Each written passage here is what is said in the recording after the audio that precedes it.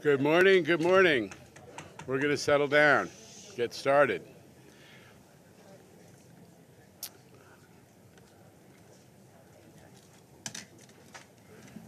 Calling to order the May MTA Board Meeting and the annual meeting of FIMTAC, MTA's captive insurer, the first mutual transportation assurance company.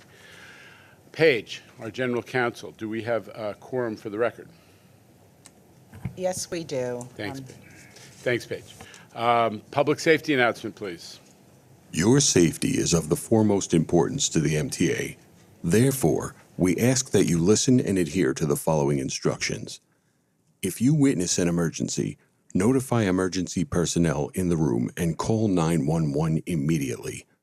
Please follow any audible instructions provided through the public address system or visually on screens in the event of an emergency.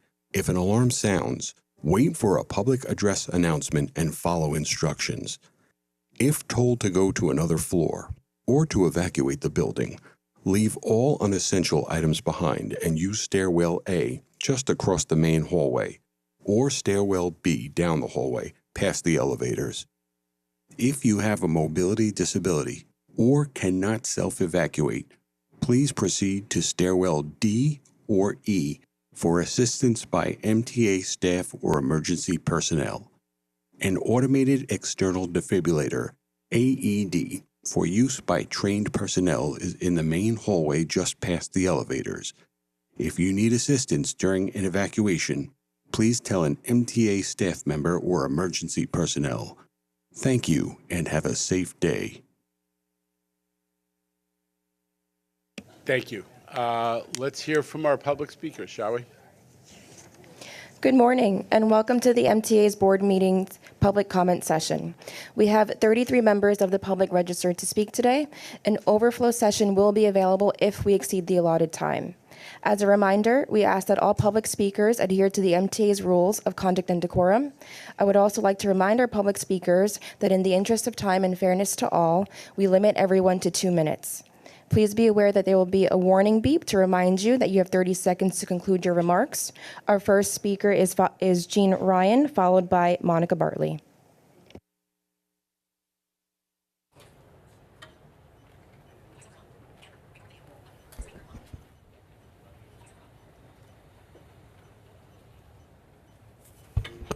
Hi, I'm Jean Ryan. I'm president of Disabled in Action of Metropolitan New York. Thank you for settling the elevator lawsuit so that we'll get most of the stations having elevators by 2055. I think and I hope that when we get congestion pricing, that maybe we could even speed that up so that most of us who are here now will be alive when the elevators are in the subway stations.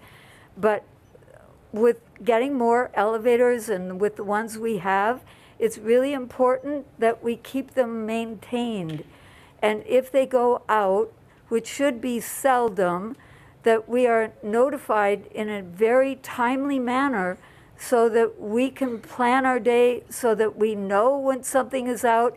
Even if it spontaneously goes out, we can see something on the sidewalk so we don't bother trying to go into the station. Or hear an announcement, we could hear an announcement on the train or see something so we'll know ahead of time that that elevator is out. I know that we don't get timely notices now, and that is really important. So, as well as fixing the elevators very quickly. So the last thing that I'd like to say is settle the case. Thank you.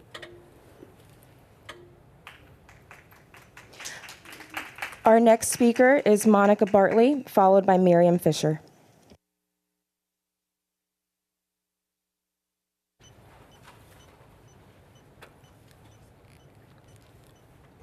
Good morning. I'm Monica Barkley, a member of Disabled in Action. We're pleased the MTA's recently settled the subway elevator case. However, there are 2 cases pending. one for elevator maintenance and the other to close the gap on the platform. We are incredibly happy to see the new elevators and the accelerated construction schedule. However, if elevators are broken, they are not beneficial to me. I feel trapped and frustrated when I get off the train and see the yellow gate around the elevator. It means I must retrace my wheels or travel to the next accessible station. Besides being time consuming, as I will be late for an appointment, it is downright frustrating. Not to mention the number of times my wheels are stuck in the gap and passengers must assist me to get off the train. The MTA must do better. I am calling on the MTA to settle the two pending lawsuits. Elevators must be maintained, and the policy for this maintenance is just as important as the construction. A broken elevator is a useless elevator. Thank you. Our next speaker is Miriam Fisher, followed by Michael Ring. Can you hear me? Can you hear me? We can hear you. Okay, thank you. I'm here to confirm the testimony of my colleagues, Jean Ryan, Monica Bartley, about the elevators, and add some other things that haven't been mentioned. The MTA board currently has no one with a disability who uses mass transit, knowledgeable about the needs and struggles. Appoint someone to the board with a disability. Bathrooms have been in the news. More accessible bathrooms benefits everyone. Don't spend money on research on urine odors in the elevators, mainly from those who can't get to bathrooms. Benches, removal of benches in many subways, often in stations where homeless congregate. Benches are needed by people with disabilities, seniors, bad backs, knees, pregnant women. The leaning benches are useless and a waste of money for real benches. In terms of the elevators, and notice here, I don't know what's visible. Here's a digital sign from Washington, D.C., elevator outage, notifying people in real time of elevator outage announcements on the trains and platforms, and use the new program of staff previously combined to Boost, who will now be circulating, to relay announcements to the speakers. Develop clear guidelines for them to help stranded riders dependent on elevators. There are announcements on trains when trains switch at the last minute from local to express, which gets communicated quickly, skipping expected stops, announcements of where the station has elevators and where they are on the platform, which is very helpful, but not if the elevator isn't working. All this helps riders with disability mobility issues and few options to plan ahead to avoid being stranded, as Jean and Monica just reaffirmed. Thank you for listening. Our next speaker is Michael Ring, followed by Iris Kelly. Hi, I'm Michael Ring. I'm speaking for Disabled in Action and the Riders Alliance and Fair Fares Now. I want to talk about Accessoride. Accessoride vehicles, the regular white and blue vans, it's a very unsustainable system where the vehicle driver is given a list of their route in the morning as if they're a UPS driver, and if they're delayed, everyone is delayed, causing more delays. But it's great when these rides are outsourced to TLC vehicles like Uber and car services, so the closest vehicle is going to come pick you up when you need to be picked up. But the problem is that the information that you give the white and blue drivers, the training they get, is not always given to these TLC drivers. The standards at TLC are much lower than they are for the MTA. Those drivers don't always speak English, and they don't know how to secure someone in a wheelchair. They don't even know that the passenger they're picking up is disabled. They don't know it's an MTA accessoride fare. So they just see it's a corporate rate and they're going to come get you and drop you off. There's a disconnect that could easily be filled if you reach out to the Taxi and Limousine Commission or just ask them to raise their standards so that when they pick people up, they'll treat people with disabilities a little better and safer. because they don't know how to use their wheelchair securements. They don't even know they're supposed to know how to use their wheelchair securements. They also don't know that they'll get reimbursed for the tolls. So they take a trip that goes way around the whole edge of Rockaway, or they take the Brooklyn Bridge instead of the Battery Tunnel, adding a half hour to everyone's trip and causing a lot more traffic. Thank you very much. Our next speaker is Iris Kelly, followed by Alita Dupree.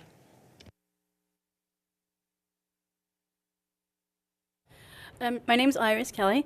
In regards to say about the Long Island Railroad, is that since they have made this new change, it has no accessibility proper way of doing Brooklyn. They think give us 11, 12 would help us come in and out of Brooklyn. No, it's the worst thing they ever did.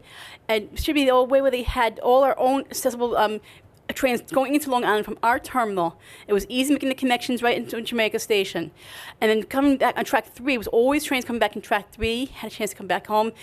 We transferring coming from Long Island to back from Brooklyn to Manhattan, and the crossers are there. Or so going into Long Island, we had a chance to transfer one train, the next one behind us, or the one across from the platform. There's no way of crossing up and over is no good to any of us. And the 11-12 is good for Grand Central people going in and out of Manhattan, airplanes, things like that. But not for the Brooklyn people. It's a disgrace. Thank you. Our next speaker is Alita Dupree, followed by Jacknierenberg. Thank you. Good morning, Chair Jano Lieber and members. Alita Dupree, for the record, she and her, as I come to speak before you. I'm just going to talk about a few different things, and I need my clock here. That would help. Thank you. I mentioned to you that I am a person with disabilities, and I'm a service-connected disabled Army veteran. I may be the only service-disabled veteran who speaks before you. I could be wrong, but I ask that we remember our disabled veterans as we continue our work toward greater ADA inclusion and participation. We're kind of out there, if you will, not often recognized by others in the disabled community. So thank you for remembering our veterans. I appreciate that. And as I think about the subway, which I hope to be using soon as a person with disabilities and a veteran, I'm not going to be afraid. I'm afraid of flying on airplanes. I've flown 50 times.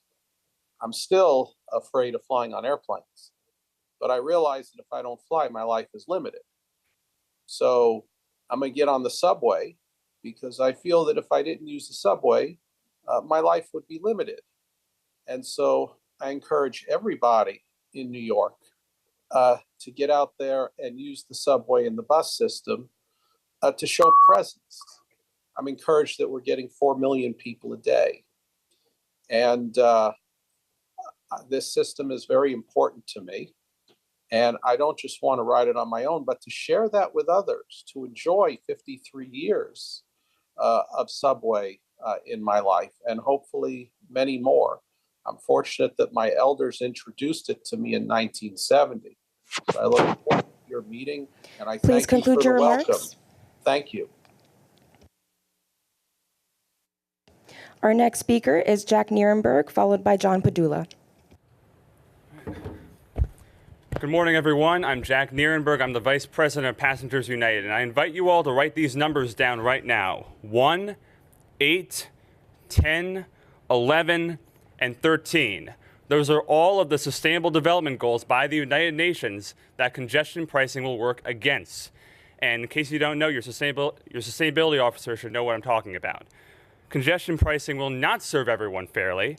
Studies have shown that it'll actually price the poorest people in the outer boroughs and the outer regions out of Manhattan, and the environmental assessment admits that traffic and air pollution will increase in parts of the outer boroughs and in the surrounding counties. So I've studied sustainability, so I'm not going to be lectured about sustainability by anyone here, and I'm sick of being gaslit about it.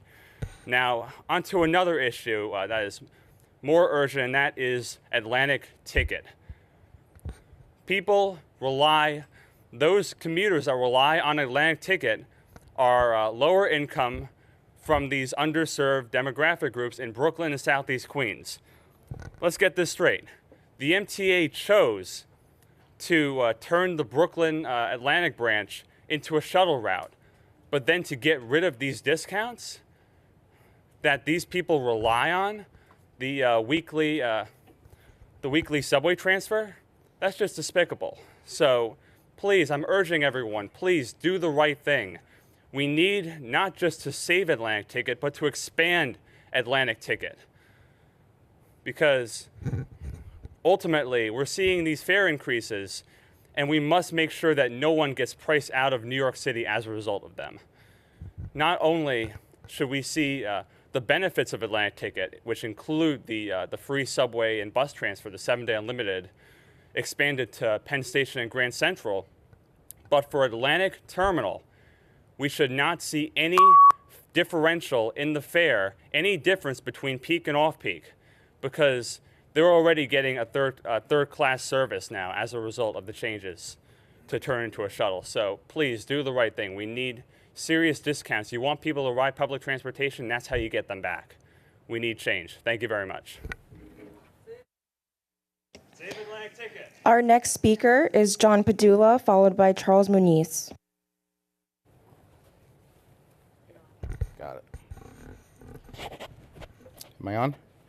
All right. Good morning, ladies and gentlemen. My name is John Padula, and I'm a supervisor with Educational Vision Services from the New York City Department of Education. I'm also a member of the Advisory Committee for Transit Accessibility. Last month, I talked to you all about how Access-a-Ride was on the verge of getting it right in 2017. The premise was that a multimodal approach would be taken. And that made a lot of sense because, as we all know, satisfaction is not a uniform thing. The bar of satisfaction is not the same for everybody. It's based on individual needs. There has to be more reliable options for folks, especially if they have more important or super important appointments. A lot of us are trying to get to work. So I have two asks this month. First, for traditional Access-a-Ride, when you put in a reservation the day before, 2 days before, whatever it is, traditional Access-a-Ride, I'm asking that we reinstate the intra-borough taxi authorization. You guys offer inter-borough, in the same borough, taxi authorizations. From downtown Brooklyn to Manhattan, it could be a $28 or a $30 cab ride. Makes sense. From downtown Brooklyn to Sheepshead Bay, it could be a $50 or $60, $70 cab ride. So money's not the issue. Secondly, I would just like to ask the board to really take an active interest in Access-a-Ride.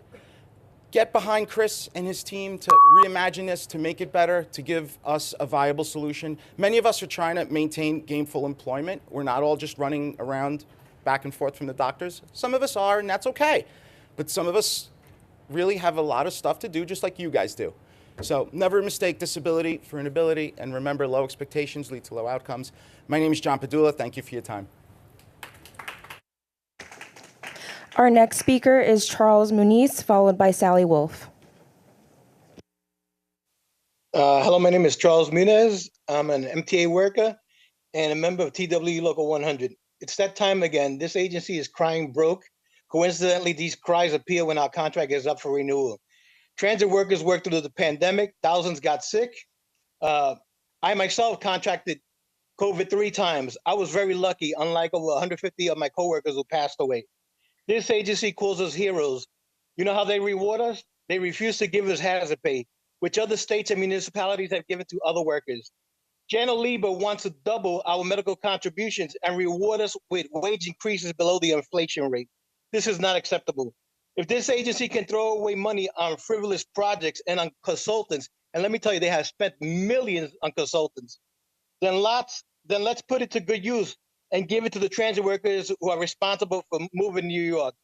And coincidentally, there's going to be a fare increase, and the MTA uses this so that way the public can go against transit workers and blame us for the fare increase. That's not true. We are not responsible for the fare increase. It's the frivolous spending by the suits at 2 Broadway, not the MTA workers, not the people who wear the orange vest. So the public, take out your frustrations on those suits at 2 Broadway, not on the MTA employees. Thank you. Our next speaker is Sally Wolf, followed by Joe Rappaport. Hi, everyone. Good morning. I'm Sally Wolf, a resident of Flatiron. I genuinely plan to join in person today, but I'm dealing with a bit of an unexpected situation that led me to have two new observations that I wanted to share. First, as Jean Ryan and others already shared, there's an opportunity for elevator escalator situations to be better communicated to passengers. Shortly after personally navigating that a medicine that I'm on, I learned it caused damage to my femur. I likely need surgery. I felt really vulnerable. And I was also navigating the city to get an MRI and bring the MRI to Memorial Sloan. It was a monsoon, and the most efficient way to get there, both time and money, was the subway. 2 stops on the queue from 57th to 72nd, only to try to exit at the southern end of the queue and find after leaving the turnstiles, all 3 escalators were off. Walking up those escalators could wind anyone, and it felt way too risky for me. My only other option was to re-enter the subway, pay another fare, go to the other end of the platform, and take the elevators. I know your apps mention outages, but it would be super helpful to have paper signs at the stops too, particularly on the exits, to guide us before we leave. Also, text alerts could be really helpful. It shouldn't just fall on us to find out what's not working. The apps aren't always updated real time. Second, I took Metro North with crutches on Monday, and while I find little proactive accommodation for me when masking, I had a very, very different experience with crutches. Crutches can't be misinterpreted. They aren't political, and 2 people moved without me even asking to give me space that felt safe. Also, because I mentioned I'm immunocompromised, people want to do the right thing and they just need your help. So having a masked car, people, if they're going to honor crutches, they're going to honor this. They'll just go into a different car. Please help people like me. Give immunocompromised riders like me the same rights as you Please give conclude people your remarks. with wheelchairs and crutches. Thank you so much. Bye.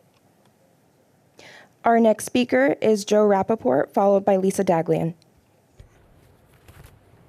Good morning. I'm Joe Rappaport of the Brooklyn Center for Independence of the Disabled.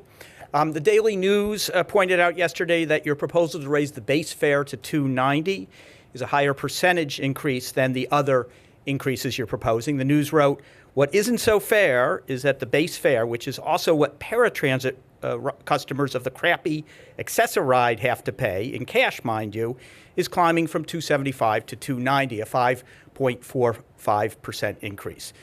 The increase in the base fare will hit many poor and disabled riders hard, and we oppose it. But no matter what, there are some smart ways to end this inequity on Access-A-Ride. One is just so easy, and it would hardly affect your bottom line. Offer the same discounts to Access-A-Ride riders that everyone else gets. You may not realize this, but Access-A-Ride riders get no discounts at all, even if they would qualify for them if they could take the subways or buses. So subway and bus riders who are 65 years or older pay $1.35 right now. Even I get a discount, along with anybody born on this date or in 1958 or earlier. So except for the people on Access-A-Ride, they pay $2.75. Disabled riders born after 1958, if they can take the subway and bus, they qualify for a half-fare card and pay $1.35. On Access-A-Ride, it's $2.75. This just isn't fair. And as it happens, there is a lawsuit about this. My group is not involved in that lawsuit. But it's time to settle it and treat Access-A-Ride riders like everybody else. Thank you. Our next speaker is Lisa Daglian, followed by Jason Rabinowitz. Good morning. I'm Lisa Daglian, Executive Director of the Permanent Citizens Advisory Committee to the MTA PCAC. We've heard a lot in the last few days about potential fare hikes. It's something New Yorkers are very passionate about. The possible fare hike shouldn't come as much of a surprise. The 4% hike will bring the cost of a subway ride closer to the $3 price of a slice of pizza at the legendary Don Pepe. The ride-to-slice price phenomenon has been something of a casual correlation since 1985, according to Clyde Haberman. Not to make light of a serious subject, fare increases are never easy, but they're necessary to keep our transit system rolling. The proposed increases would have been worse if not for the intervention of governor and legislature, who recognize transit for the essential service it is, and we thank them. We've seen the declines that happen when funding the system becomes an afterthought. The 2008 Rabbit Commission recommended institution of scheduled fare increases that became the norm pre-COVID. The fares haven't gone up since 2019. The MTA's costs certainly have, and so have riders' expenses.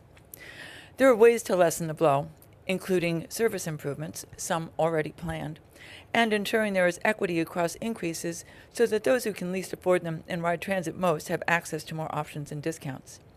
That includes raising eligibility for fare fares to 200% of the federal poverty level. Mayor Adams can and should do that immediately. Improving fare capping and limiting increases on certain ticket prices on the railroads can also help.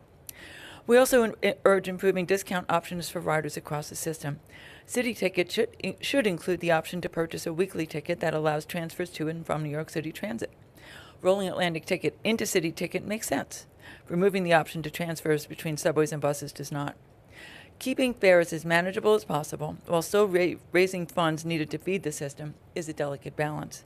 But the real balance is ensuring that our transit network has the resources it needs to serve the region's riders and serve them well. Thank you. Our next speaker is Jason Rabinowitz, followed by Lucy Coteen.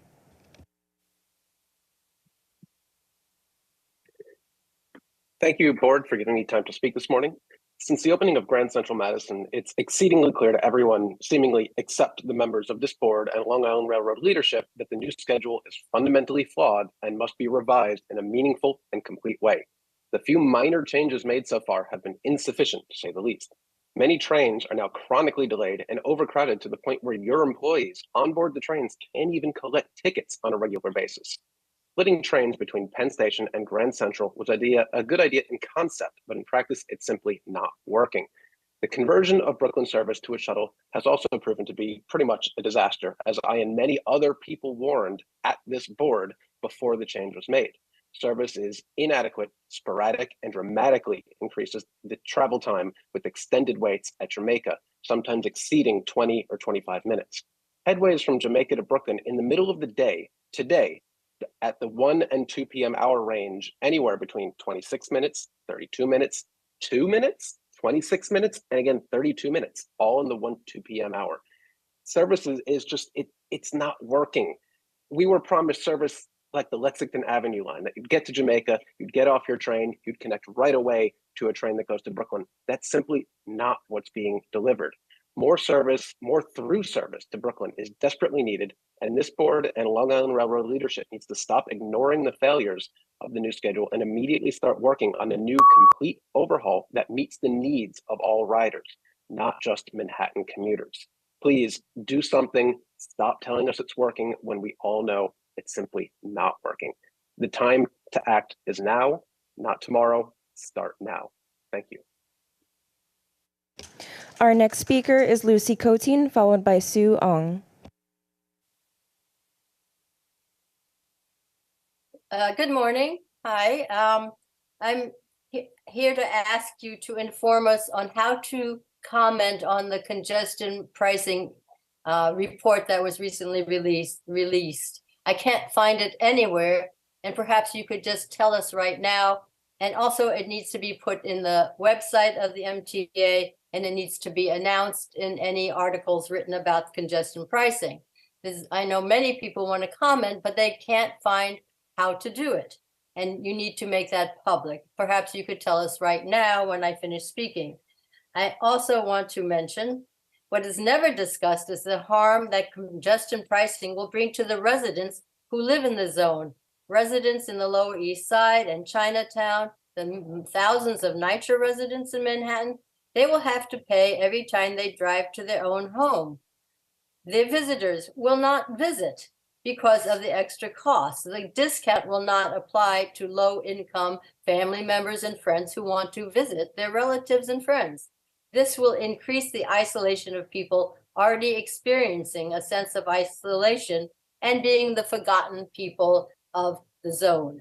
Not discussed is that the cost of every product will rise as costs are passed along in the truck fees. And this at a time that where we all experience increased prices on everything? And have you considered the incredible increase in traffic on the BQE and Verrazano as trucks avoid Manhattan tunnels to get to New Jersey? I have many friends in the Lower East Side who have lived there 30, 40, 50 years. Now they are penalized for the place they live. And also, please do the deep forensic audit that everyone has requested of the MTA so we can see how they are misspending dollars. Thank you very much. Our next speaker is Sue Ong, followed by Jason Anthony. Hello, good morning, everyone. My name's Sue. I currently live in Coney Island. I used to commute with the public transportation, trains and buses. You know, I sometimes disappointed with the elevators. I sometimes smells like the egg roaching in the elevator and urine sometimes on the stairs. Smells like that. So I just want some cleaners up there and more service that the elevators are not working sometimes. So I consider how the disability people, you know, like wheelchairs, crunches, those who, I don't know how they're going to commute. Yeah, so I need Mayor Adams to expand the Fair program, and I'm here with Rider Alliance. I mean, thank you for your time, and I really appreciate it.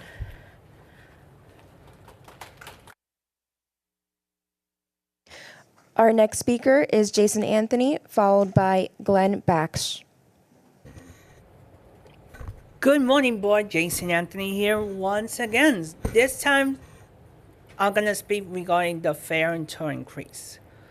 I wonder why the half fare, or in other words, the reduced fare wasn't included in the proposal discussed on Monday. Because I wonder why that wasn't included. Because $2.90 is gonna make people hop the turnstiles even more. At my home station, Atlantic Avenue Barkley Center, I see people hopping the turnstile daily, even in front of the police officers of Transit District 32.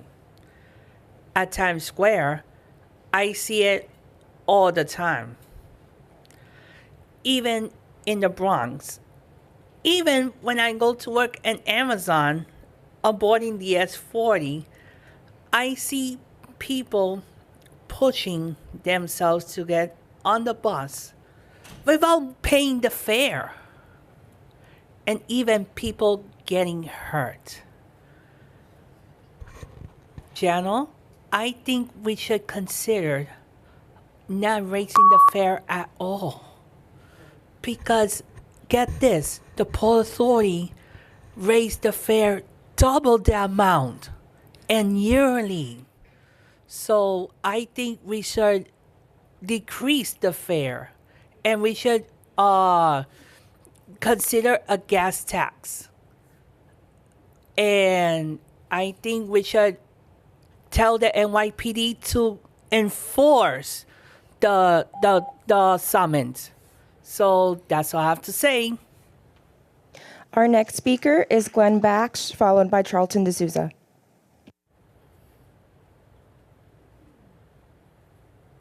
Good morning. My name is Glenn Bash. I'm from Fort Greene area. Under current mayor Eric Adams as borough president, Hakeem Jeffries, Letitia James, who lived in my neighborhood for 25 years before she became attorney general. I am retired. I have worked 32 years in Wall Street and the Woolworth building. I am retired but not expired. As long as I'm retired, I could still work. I didn't qualify for the discount program before I retired, and I used to have the Obamacare, and then I had to get Medicare help. And when the raise came in January, they told me I do not qualify anymore by a few dollars. $25,000 is no money. Under 130%, which is obsolete. It needs to be 200%. It's not a crime to be poor, but it could be a crime to be rich. if you don't give back to the poor. I am a follower of Frederick Douglass. I would unite with anybody to do what is right and with nobody to do what is wrong. I do not care about your title or your position. What I care is about compassion. Everyone in this city, I take the subway this week, Metro North. I take the subways in Brooklyn. I had to wait 20 minutes for a JFK train. You guys, you know better, do better. Help the people that gave back to New York City. Put their lives in there, you know? An ability is a disability.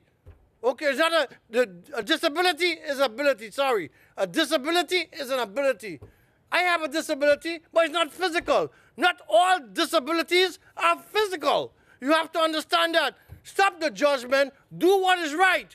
Truth shall speak to power forever. If you do not do it, then you need to be removed. Mr. Davies knows me.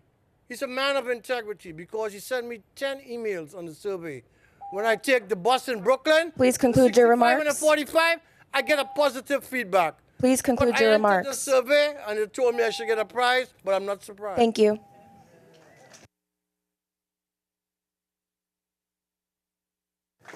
Our next speaker is Charlton DSouza, followed by Michael Howard. Good morning, everyone. My name is Charlton DSouza. I'm the president of Passengers United. How dare you guys cut the $60 Atlantic Ticket weekly pass for Southeast Queens people? Just the fact that it's being considered to be eliminated is outrageous.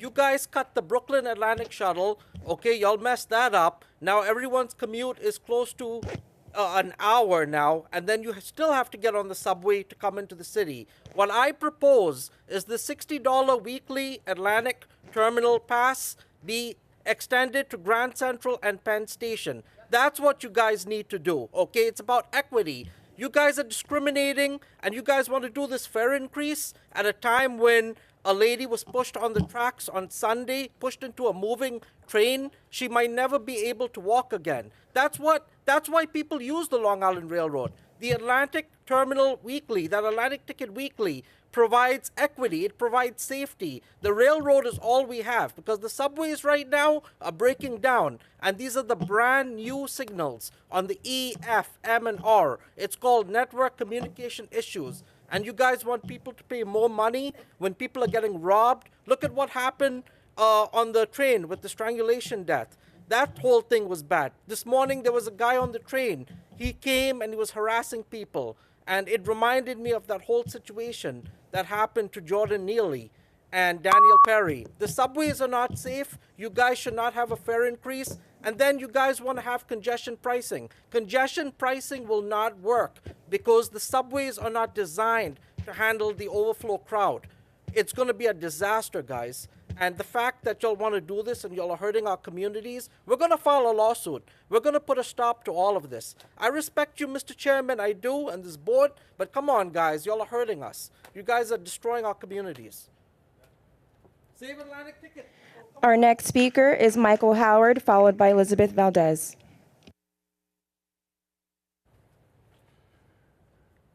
Good morning, everyone. My name is Michael Howard. I go by Mike.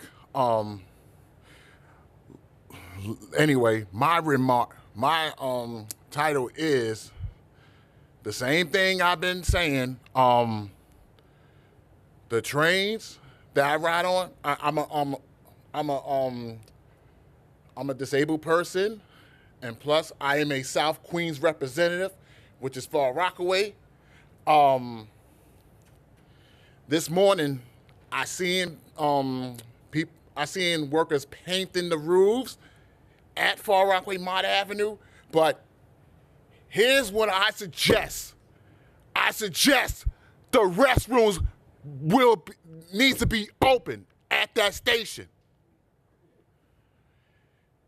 And another thing I suggest, if y'all can put the LED lights in the R46s on the A line and some other lines, I suggest the trains need to be clean on the outside. And plus, I seen also R179s on the C line needs to be clean too on the outside. They are filthy. But at least the R179s on the A line is clean, but it needs more cleaning. You know what I mean? So, like I said before, please open the bathrooms at Far Rockaway Mott Avenue Station, just like all other stations' bathrooms are open. And I seen Jamaica Center. I hope their bathrooms gets restored for that to be reopened too. I rest my case. Our next speaker is Elizabeth Valdez, followed by Jennifer Van Dyke.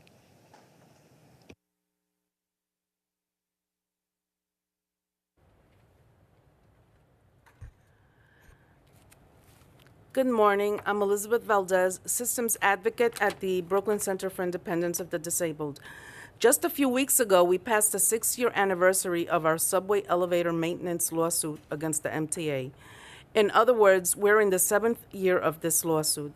But this anniversary is nothing to celebrate. For reasons I don't understand, the MTA, and for that matter, Governor Hochul, have chosen not to settle this lawsuit, even though they did settle our other subway accessibility lawsuits.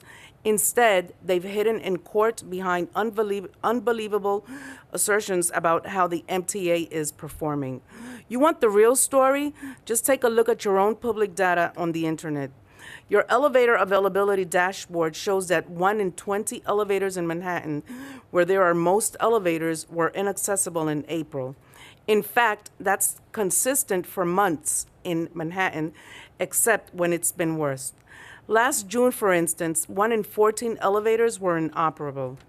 Maybe you think that sounds acceptable, but the data shows since most trips require the use of at least 3, 4, or more elevators, my chance of encountering a broken elevator when I take the subway increases rapidly with every leg of the trip. Thank you. Our next speaker is Jennifer Van Dyke, followed by Pedro Valdez Rivera.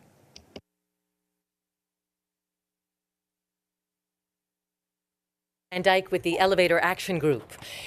Our job as activists is to call attention to injustice and inequity and point out when things are unfair. It's also our job to celebrate victories, and we relish the opportunity to applaud positive change and momentum. The settlement reached in June 2022 and made official in Judge Hagler's courtroom on April 24th of this year means that the MTA has signed a legally binding agreement to make the subway system 95% accessible by 2055. That's a long time, but we cheer that good news. Here's the bad news. You are still fighting multiple lawsuits that take the wind out of the sails of that settlement. Why are you fighting against elevator maintenance? A case has been winding its way through the court since 2017, challenging your failure to maintain elevators that do exist. A broken elevator is a useless elevator. It creates an emergency situation for those who need stair-free access. And there's another lawsuit, a class action suit filed against the MTA last October to address the gaps between subway cars and the platform. Access is a continuum from the point of entering the subway system to the point of exiting it, with many critical pieces along the way. If any of those pieces are missing, access is compromised. Both horizontal and vertical gaps between cars and platforms quite literally trip people up, especially if they use wheelchairs, have low vision, or physical disabilities. Why do you continue to spend tax dollars on cases where a precedent has been set? Governor Hochul, you hold the purse strings. Stop spending our money on legal fees. Build and maintain even more elevators. Close the gaps between trains and platforms. And please stop spending money on public relations that hide the truth. Nobody is buying it. Accessibility is a civil right. You are on the wrong side of justice. Thank you. Our next speaker is Pedro Valdez Rivera, followed by Jacqueline Felice Thomas. Good morning. My name is Pedro Valdez Rivera. I've been a member of the Rise Line since June 2013. I'm currently living in the NYCHA development known as Everett Roosevelt Houses in Bed-Stuy since January 2016. I'm living with my oldest disabled mother, my oldest sister, who is working for minimum wage, my youngest brother, who is also working for minimum wage, my youngest niece, who is working for minimum wage as well, and my youngest nephew. Every day, me and my family are struggling financially because of the rising cost of inflation, all due to a nationwide recession, especially after the COVID-19 pandemic. It's really hard for me and my family to pay necessary bills such as rent, phone, medicine, internet, food, and credit card every single month. As a result, there's less money left over to pay the full fare per trip. For example, me and my family are making less than $60,000 per year, in which both inflation and a possible recession make things worse. Since there will be a probable fare hikes that are coming up this summer, that could put a major strain on me and my family's all-monthly budget. That's why fares are coming to play. However, because me and my family's annual household income is not 100% above the federal poverty line, we don't have fair fares. As a result, this is why me, my family, and millions of New Yorkers are demanding Mayor Adams and his administration to expand fair fares from 100% above the federal poverty line to 200% above the poverty line in the NYC budget, which could benefit almost 2 million New Yorkers. Furthermore, I strongly encourage the MTA and the Blue River Panel to advise Mayor Adams by expanding fair fares. Therefore, they're using it to enter the subways and buses at half fare cost of the full fare. Thank you so much. Our next speaker is Jacqueline Felice Thomas, followed by Ed Valenti. Hi, my name is Jacqueline Felice Thomas. I am here with Riders Alliance, and I live in Brooklyn, New York. I currently use Fair Fares to help me save money on diapers and wipes for my children. Mayor Adams, can you please expand the program for riders like me?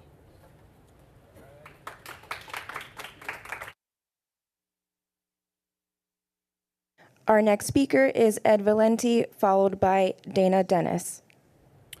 Good morning, members of the board. I'm Edward Valenti, a conductor for Metro North Railroad and the general chairman for the Association of Commuter Rail Employees. Things have been going in the right direction recently with the New Haven line. I've seen it with my own eyes. As you well know, ridership and service levels cratered during the pandemic, but slowly and surely, the situation has turned around. The New Haven line ridership is now more than 70%, and the service level is near 100% compared to the pre-pandemic levels.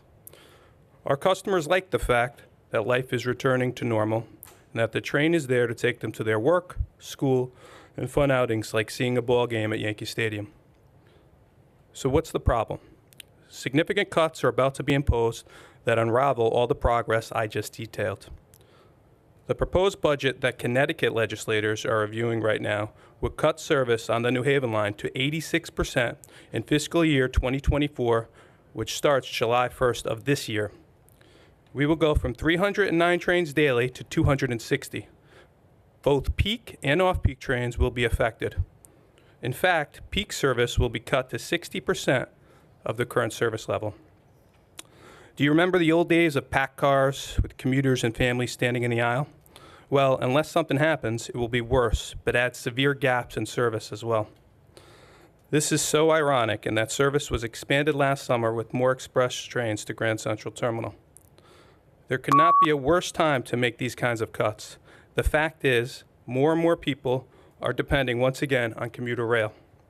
I can tell you that there is some hope. In Connecticut, the recent consensus revenues from the legislators and executive branch offices have found an extra $200 million in available funds.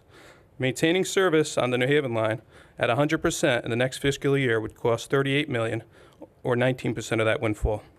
I and the leadership will head back up to the Capitol again, and my purpose here today is to raise the issue with you and say publicly, this will hit hard and take us backwards. Thank you very much.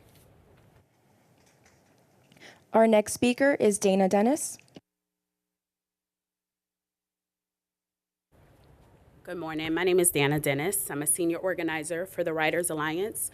I spend my days and nights fighting for better transit, and I know there was a lot discussed about congestion pricing, but I spent a lot of years fighting for that program, and don't let the haters fool you. It is great. Keep pushing for it. We need it. Riders stand behind it.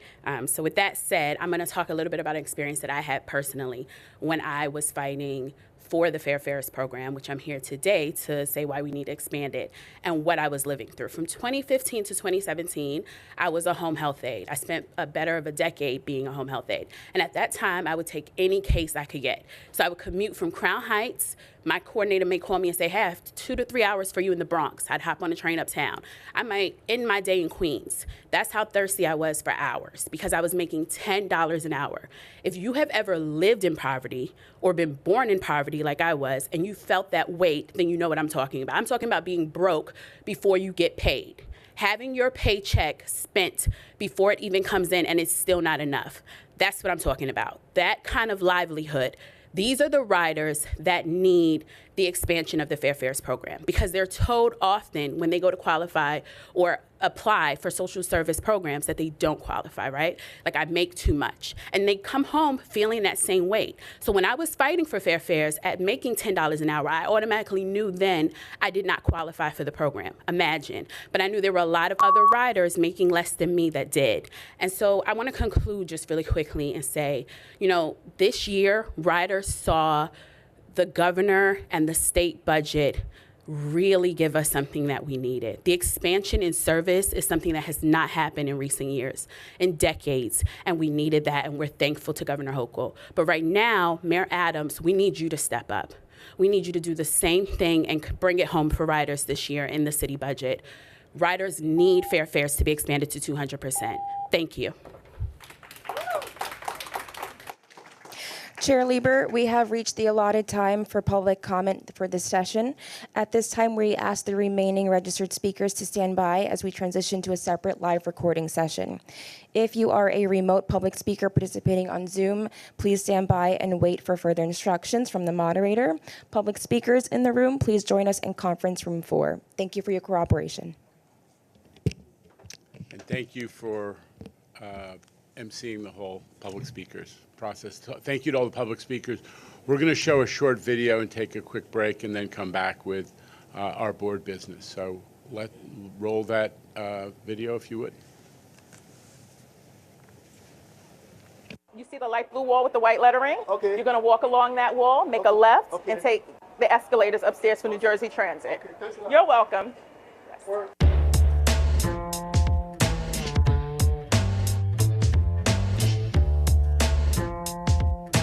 I love this job! No. My name is Matthew Patrick. I've been with Transit for a little over a year. My name is Station Agent Rachelle McFadden. I've been with MTA 4 years tomorrow. For me, coming out of the booth allows me to interact with the customer on a one-on-one basis. Whereas we were behind the glass, a lot of times it felt like you wanted to assist coming out, but you couldn't. But now you can actually come out the booth, you can physically walk them through step-by-step of how to purchase a Metro card, or if they want to tap, you can show them different ways to tap, and you can also actually physically, you know, point your arm and say, hey, it's down this way. The newer duties, I would say, are the old duties, more enhanced. We're providing more customer service. We're outside engaging with the customers. You know, in the booth, you're restricted. So now you're able to actually give them physical directions and show them, hey, you can exit this way, or you can take the elevator here. Yeah, it was very difficult for me to try to help the customer with what they need to do on the MVM. You know, I have to be behind the glass and I have to go, hey, no, you're touching the wrong button. No, that button over there. But so now I can come out and I can say, hey, let me guide you the right way to do this and get you to where you need to get to. During training, we did learn about Premier Customer Service. Customer service has always been my background. Learning that here was like, okay, I see what I have to do. Transit had us take a week to go through specialized customer service training. It was necessary. My iPhone allows me to use a translator because we do have a lot of customers that come from different countries. And right at my hands, I do have the MTA app, so I can look up directions and get them on the proper trains to get them where they need to go. One of the tools that we got from Transit were the iPhone. We use that in assisting the customer outside of the booth, using the maps and how to get from here to there. When we get to Friday, I usually tell the customers, happy Friday, the weekend's here. So they like to see that. You know, I have customers who, I miss you when you're gone. So we've built a rapport, you know, and they love that. And that's what we need. We're showing customers that we really care about them and that we're putting their needs first.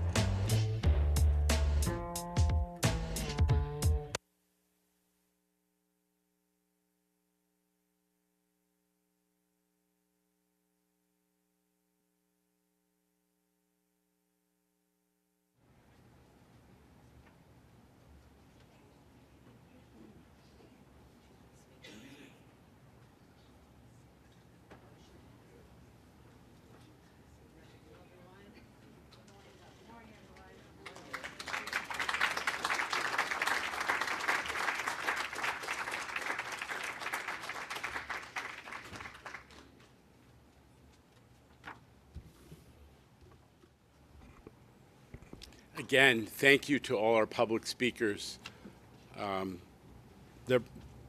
As you know, many of them are part of our family, even sometimes when we're not 100% agreeing. Today, we're thrilled to be joined by a super special guest, none other than Governor Kathy Hochul, or as I'm in the habit of calling her, MTA riders' best friend. Thank you, Governor, for coming. Thank you for your leadership.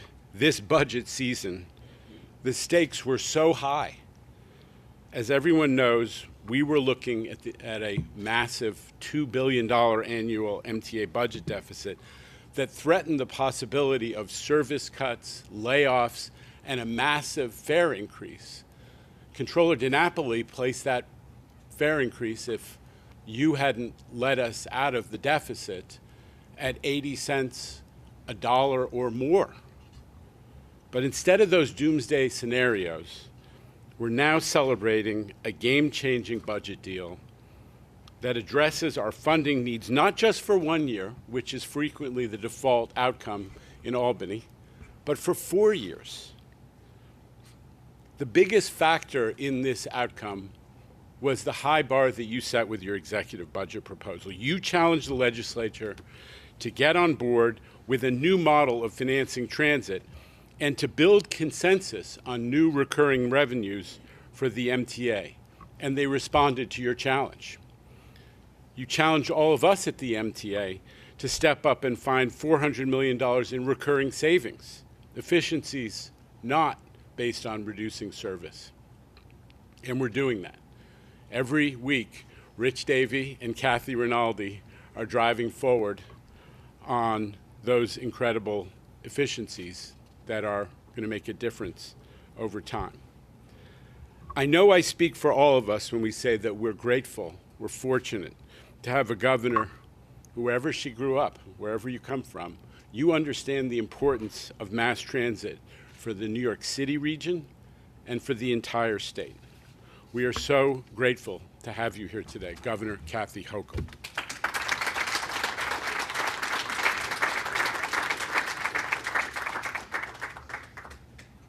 Good morning, everyone.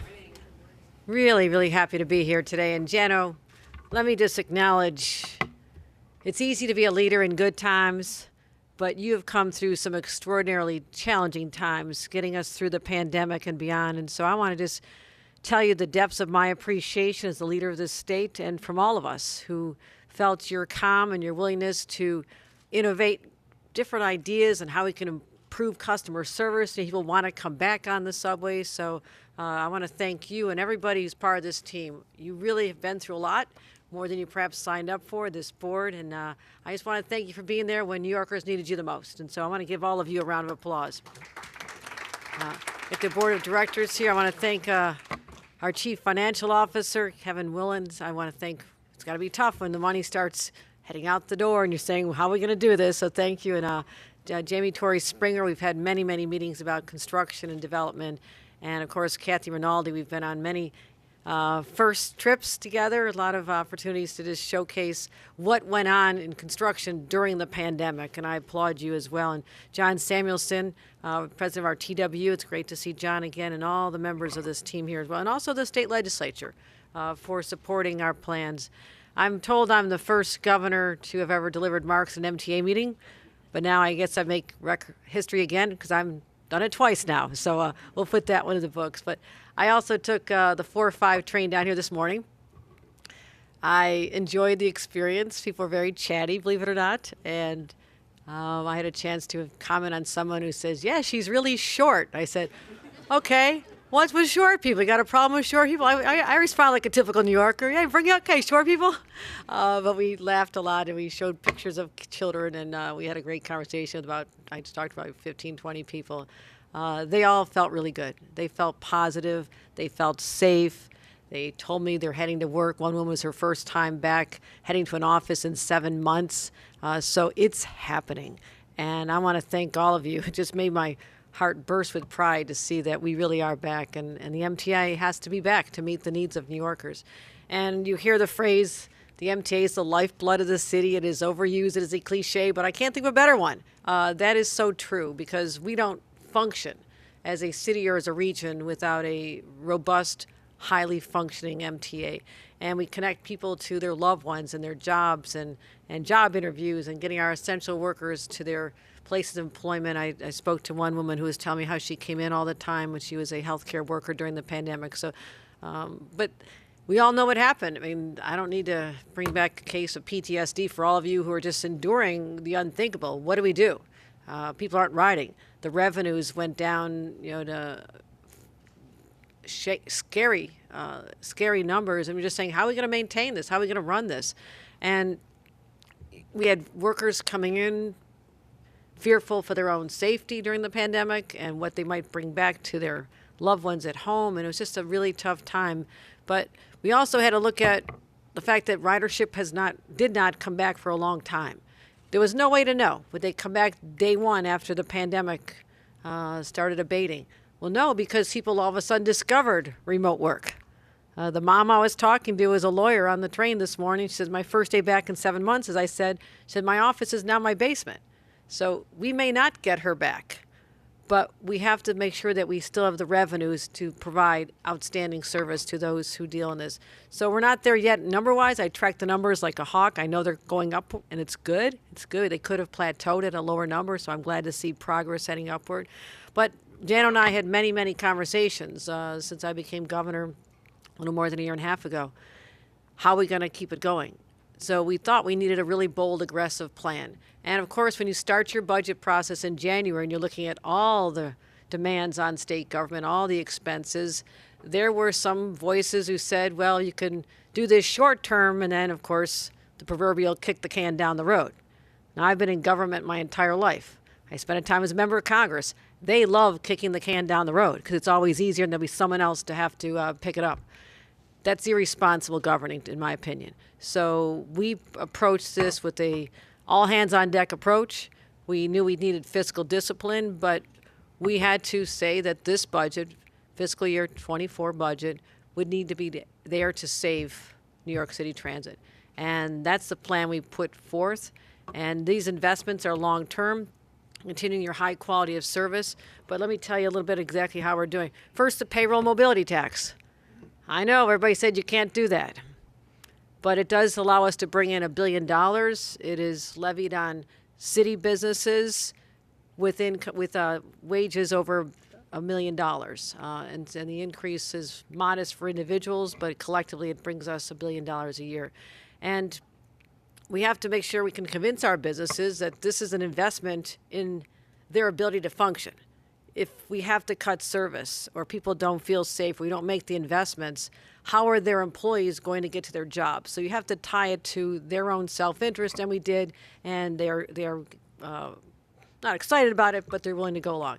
Because they also don't know, how many people are going to be coming back to their offices. So we think that the payroll mobility tax, increasing it from 0.34% to 6% will help out. Also, Jano mentioned operating efficiencies, $400 million a year. Yes, we can take a look internally, find ways to cut costs, and I thank you for your leadership. It's always easier to increase costs.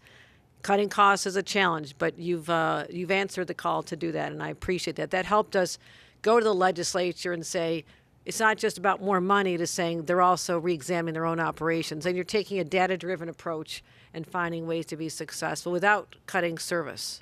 I also want to thank Mayor Eric Adams for his willingness to increase the share for paratransit services through 2025. Another exciting development I heard, is Dana Dennis still here? I heard her from Riders Alliance. Hey, Dana, there you go.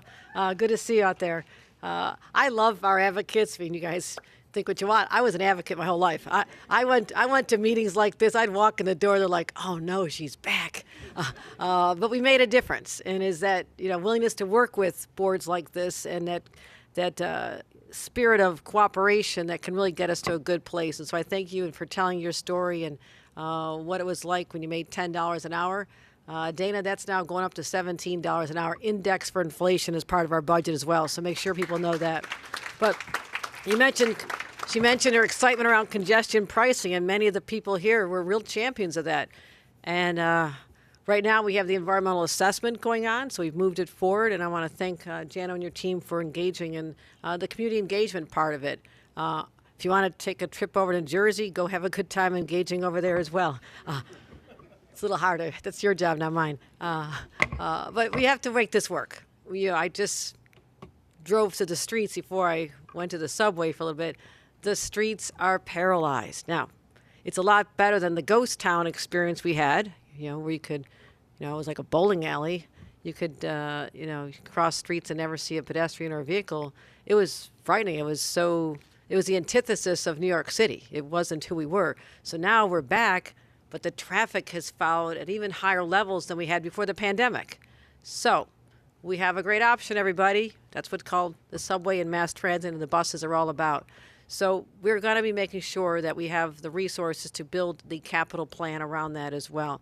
So congestion pricing should generate about $1 billion a year as well for the program. And, starting, again, talking about some of the big capital projects we did, they don't happen on their own. You have to plan, you have to know you have the dollars, you have to have the execution. So we cut the ribbon on Grand Central Madison. That was great. I hope you've all seen that. I'm sure you have. But the first major train terminal built in 67 years. Extraordinary. It is beautiful. We launched the third track on Long Island, getting rid of bottlenecks. And so the commute in is a lot easier from Long Island. And the Metro North stations, which we promised to do, and opening up areas that are transit deserts and expanding access to good jobs for people. And I want to just take a minute to talk about Penn Station. I was just there a couple days ago. Jan and I took a nice walk around. Some parts are beautiful, and some are not. And I'm really glad we can build consensus around this. There's been a lot of conversations about this. There were earlier plans and sidetracked. And, is there the political will just to get it done? And the answer is yes. We have no alternative. We can't be the greatest city on this planet and have a substandard station, and that's a complimentary word compared to what it really is. I don't want to make it sound that bad, but it can be so much better. Why don't we continue to dream big like New Yorkers have always been known for? That station can be spectacular. We are currently building consensus around a plan to renovate the building.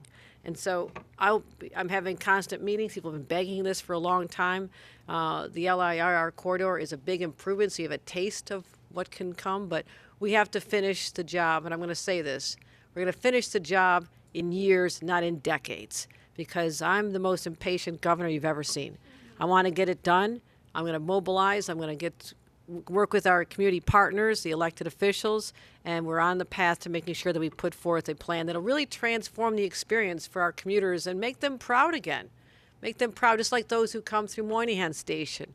I worked for Senator Daniel Patrick Moynihan back when he was on the Infrastructure Committee. I know all about the importance of infrastructure and connecting people and making buildings beautiful again. It gives you that sense of pride, that civic pride that sometimes we overlook as an important part of our identity. And we're going to change that, and it's going to be spectacular. I want to have it light-filled, and so start feeling like you're in the depths of hell. You can look up and see the heavens. It's going to be extraordinary. And that's exactly what we need, as well as the reliable, safe service. For those who like taking our buses, and they are everywhere, we're going to make it easier for our buses to get around. We're going to expand the automatic bus lane enforcement. Okay, we've got to enforce it and cover more traffic and parking violations. like parking in bike lanes and double parking and no standing zones. You're all on notice out there if you're going to violate the rules. We're coming after you, so make sure you follow them. And it's supposed to it'll make bus service faster. You take the bus and you're saying, I actually could have walked faster than this. We don't want that to be the perception, so we have to clear the bus lanes and let people know they're for the buses, and that'll increase road safety as well. Also, we launched this last fall and talked about this, but cameras on the subways and ensuring that the police presence remains robust. When I was on the train this morning, I heard a few times that there's a train on there, and they weren't just there because I was there. There were police officers on the train with regularity, and people tell me that makes them feel more safe, that they know there's a police officer either on the train or in the station. It is starting to change the psychology around the the safety of the subway. So we're improving subway service at the same time. We're increasing the lines and the ridership on weekends and all these other opportunities. And the way I look at it, yes, indeed. I like this crowd out here. Yeah, you got to follow me around to all my events. But we also want to make sure that we know we need to increase fares, but there's a way to do it that doesn't. I suspended it last year.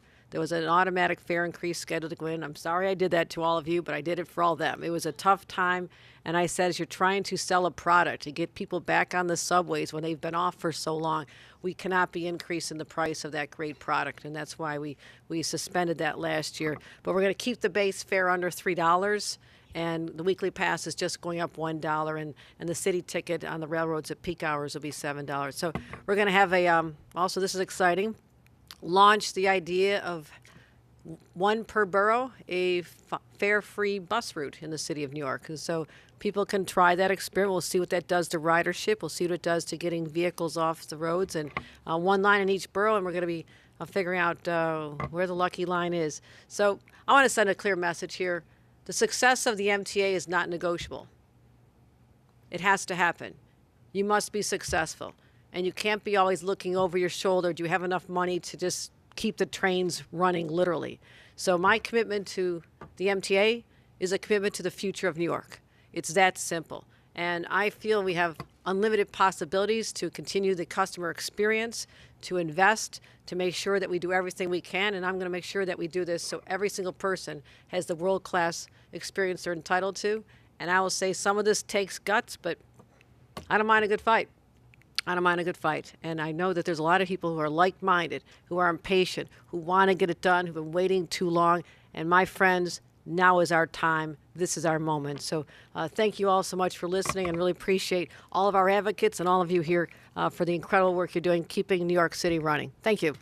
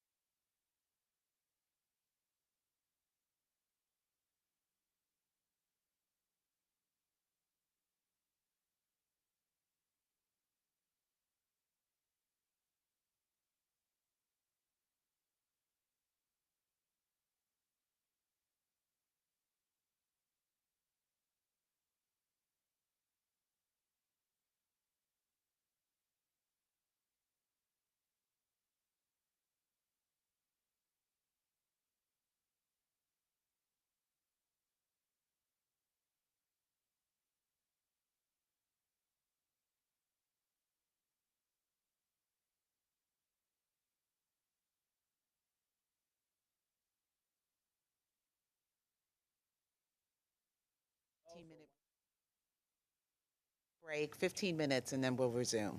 Thank you.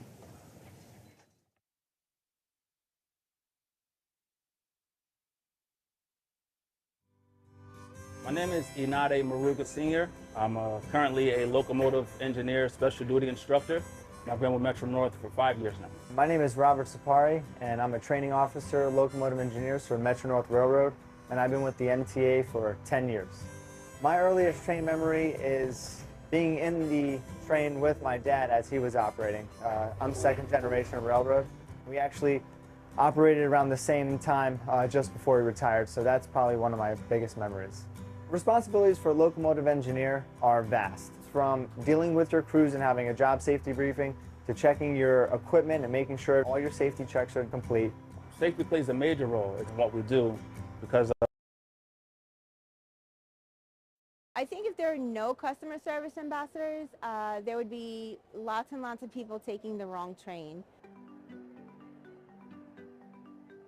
A customer service ambassador is a frontline contact providing fast-changing, accurate information, especially during service disruptions. We're here to direct you, assist you, and be patient as well.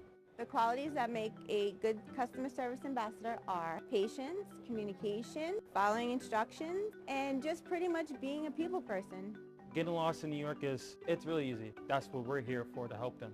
So every day I show people how to use the phone. We have this app called Train Time. It tells you the time everything comes, schedule changes, tells you advanced scheduling as well in case you need to come in a week. My most memorable day at work, we had an elderly woman come off of the airport. We assisted her to getting to her family, which was in another town. She had never been to New York before. She was completely lost. She thanked us several times, and I was able to help this woman get to her family. That's the motivation. Just helping people in general is seeing their face. I like to help people a lot. You know, seeing people happy and getting to their place. It makes me feel really happy, especially that I know they're getting to their destination safely. We serve with pride.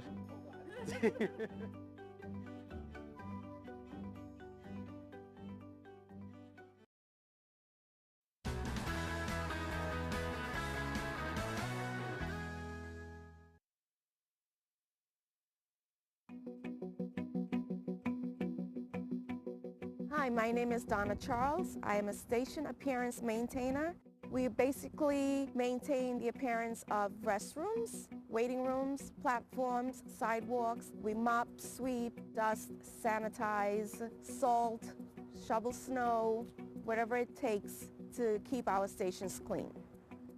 When you work a line job to go in between the stations, you take out a truck. We have cleaning supplies in it. Certain stations don't have facilities to keep the buckets and stuff like that, so there's always a bucket on the truck, a mop on the truck, and then basically we work out of the truck. And if we have to do quick graffiti removal or something like that, we have something to clean it up with. I'm a platform cleaner. It makes me happy that my job is important because it's important to me to make sure that the people want to come back, that they have a clean place to come to. My favorite part of being a station appearance maintainer is the general public, just getting their positive feedback. We had commuters just say, thank you, and we appreciate everything that you guys do, just making it safe for us to be out here to and from, work and home. My work impacts the Long Island community because we just make it safe for the customer itself. We keep the conditions of all the stations clean, you don't want a dirty station. We do just more than cleaning. We help out in any way we can. My favorite part of the job is meeting new people, the people I work with, experiencing new things. I like my job, and I wake up every morning and know that I have a great job to get to go to.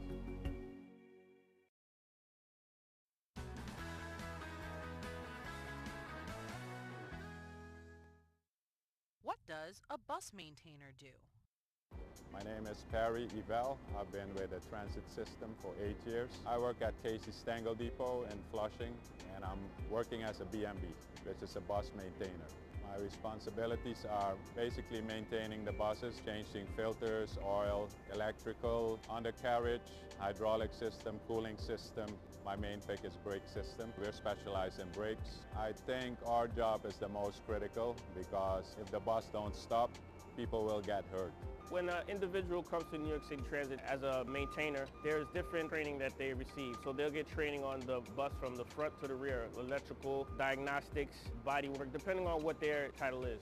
You have to be a person that cares about your job. You have to be accurate in what you do, especially in my field. where I said, you know, the brakes are very important. It's a safety issue. You check and you recheck, make sure that everything is done correct, and you make sure that your job is done very well. And I'm kind of a perfectionist too, so that helps. I see our buses on the streets, picking up passengers, taking them where they need to go. Makes me feel proud knowing that they're in a safe bus. Since I was young, I love mechanics. I never knew that this would have been my job. It's a great thing to work for the greatest city in the world and servicing millions of New Yorkers and people all over the world. It's a great privilege, and I think it's a great honor to work in this city and the biggest bus company in the world.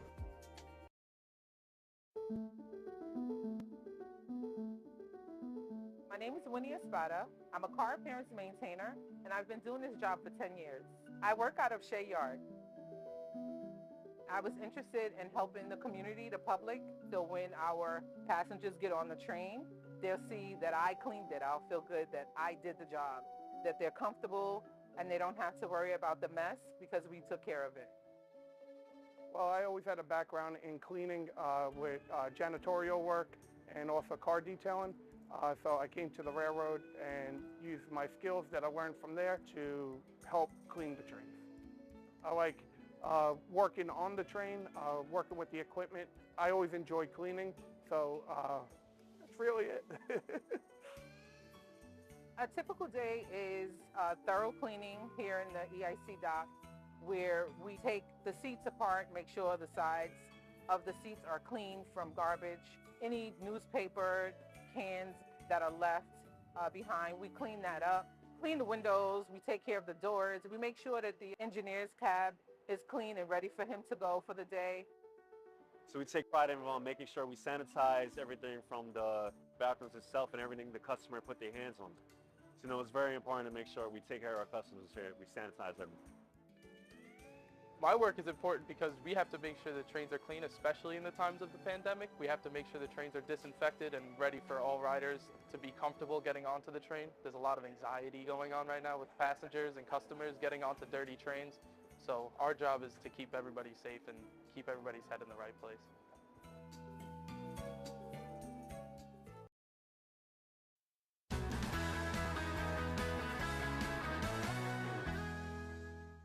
What does a system operator do?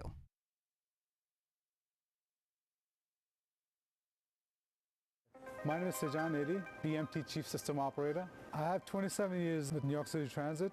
As a Chief System Operator, I'm in charge of the supplying of DC power, traction power. The system operator's responsibility is to oversee all the third rail power that we provide to run the trains in the New York City Transit system. The way that we power up the third rail is we get electricity from Con Edison. We go to our substation, which is converting the AC from Con Edison's high voltage into 650 volt DC, and then from there going into the third rail, which power the trains. A typical day for system operator involves general order. General order, or GO, it's a planned work outage. Normally they're working next to the third rail or nearby, so they want power off so they can work safely. Any emergency happens on the field, RCC give us a call to have a power off on a certain line, certain track. The Power Control Center controls remotely all the equipment out on the field. This equipment that we control is called the MTU, which is the Master Terminal Units.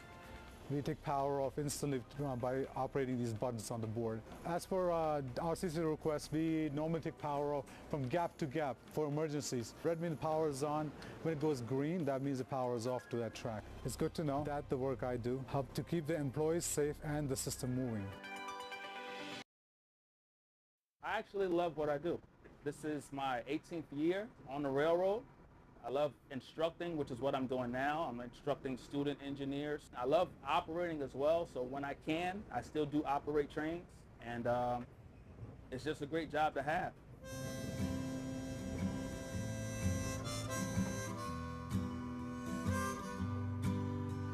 My name is Inade Maruga Sr. I'm currently a locomotive engineer, special duty instructor. I've been with Metro North for 5 years now. My name is Robert Sapari, and I'm a training officer, locomotive engineer for Metro North Railroad, and I've been with the MTA for 10 years. My earliest train memory is being in the train with my dad as he was operating. I'm second generation railroad. We actually operated around the same time just before he retired, so that's probably one of my biggest memories. Responsibilities for locomotive engineer are vast, from dealing with your crews and having a job safety briefing to checking your equipment and making sure all your safety checks are complete. Safety plays a major role in what we do because of how many lives we're responsible for. One of the coolest things you get to see when you're up front operating as an engineer is you'll get the best views. If there's a 4th of July, you'll see all the fireworks up and down the Hudson. You'll see eagles fly in and dip in and grab fish and fly right next to your cab. It's cool to run the Yankees trains, especially when they win. See all those Yankee fans out there, to be able to bring them to and from the games. To just be operating the train through Harlem, to look on both sides and see the buildings and everything, it's just a great scene. Knowing that my work is essential to keeping this city moving is a sense of great pride. It gives me great satisfaction knowing that I'm getting thousands of people to their destination safely, and they're relying on me to get to work. I'm an engineer, and I run trains as an essential employee, moving essential employees. Through the pandemic, to be able to bring doctors and food workers, for us to be able to get them to and from their jobs safely, take a great sense of pride in being able to do that. I take pride in my job now, and I really enjoy it. I am glad I became an engineer. It's an amazing job. You know, it's a lot of responsibility, but at the end of the day, when I go home, you know, I'm happy with what I've done for the day at work. I know that I have a great job to come to, and I'm grateful for it.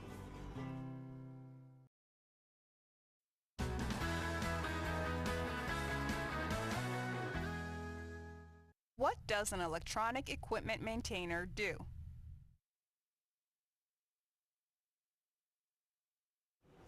Paul Julian, electronic equipment maintainer. I've been in transit for 5 years. I work in the department of RSS, Radio and Security Systems. Our responsibility is to ensure that the radio system is functioning very efficiently, for that provides communication to the trains. It also provides crucial and important communication for the police in the system, the EMS in the system, and the fire department in the transit system. Also, the surveillance system must be maintained. Therefore, we can have proper security and proper recording of activities in the subway system. The intrusion alarm system must also be maintained. These security systems are responsible for preventing, and if it happens, to alert any breach, whether it's the breach of a door that has sensitive equipment beyond it, or whether someone enters the tunnel beyond the platform without permission. A key motivator in what we do is to know how important communication, surveillance, and security is to New York City Transit and New York City as a whole. That gives you a sense of duty and pride in doing what we do.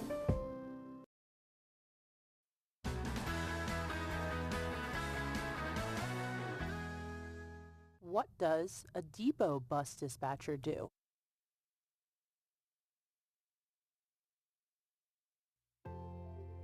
My name is Veronica Torres. I'm a surface line dispatcher.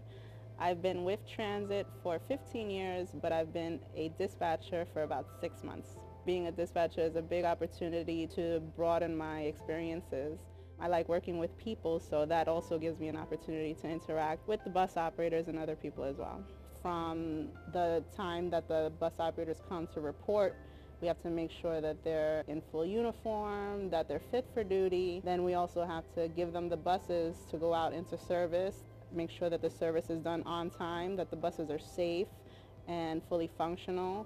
Dispatchers that are outside on post are watching the buses, make sure that they run on time, making sure that the customers are okay, answering questions on the road, making sure safety and compliance is at 100. We have the yard dispatchers, we have the crew dispatchers, and we have the general dispatchers. And these are all various functions. In addition to all these three functions, we also have the road dispatchers who goes out on the road to take care of the day-to-day activities on the road.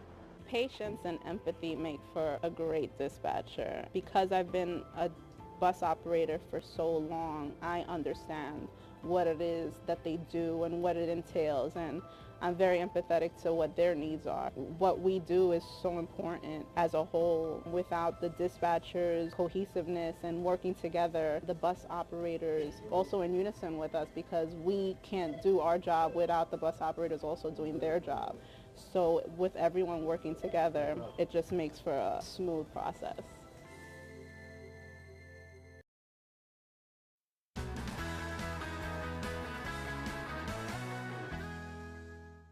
What does a record do?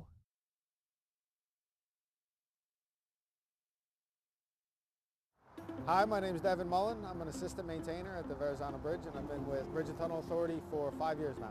Well, basically, we make sure that anything that happens on the bridge, whether it's a collision or a disabled vehicle, contractors working, we make sure everyone gets on and off the bridge safely. Any 5-minute delay turns into 20 minutes of traffic. The city is busy. Rush hour is tough. Roadways are congested to begin with, so we want to make sure that we can keep those roadways clear, and that's, main function of a record driver.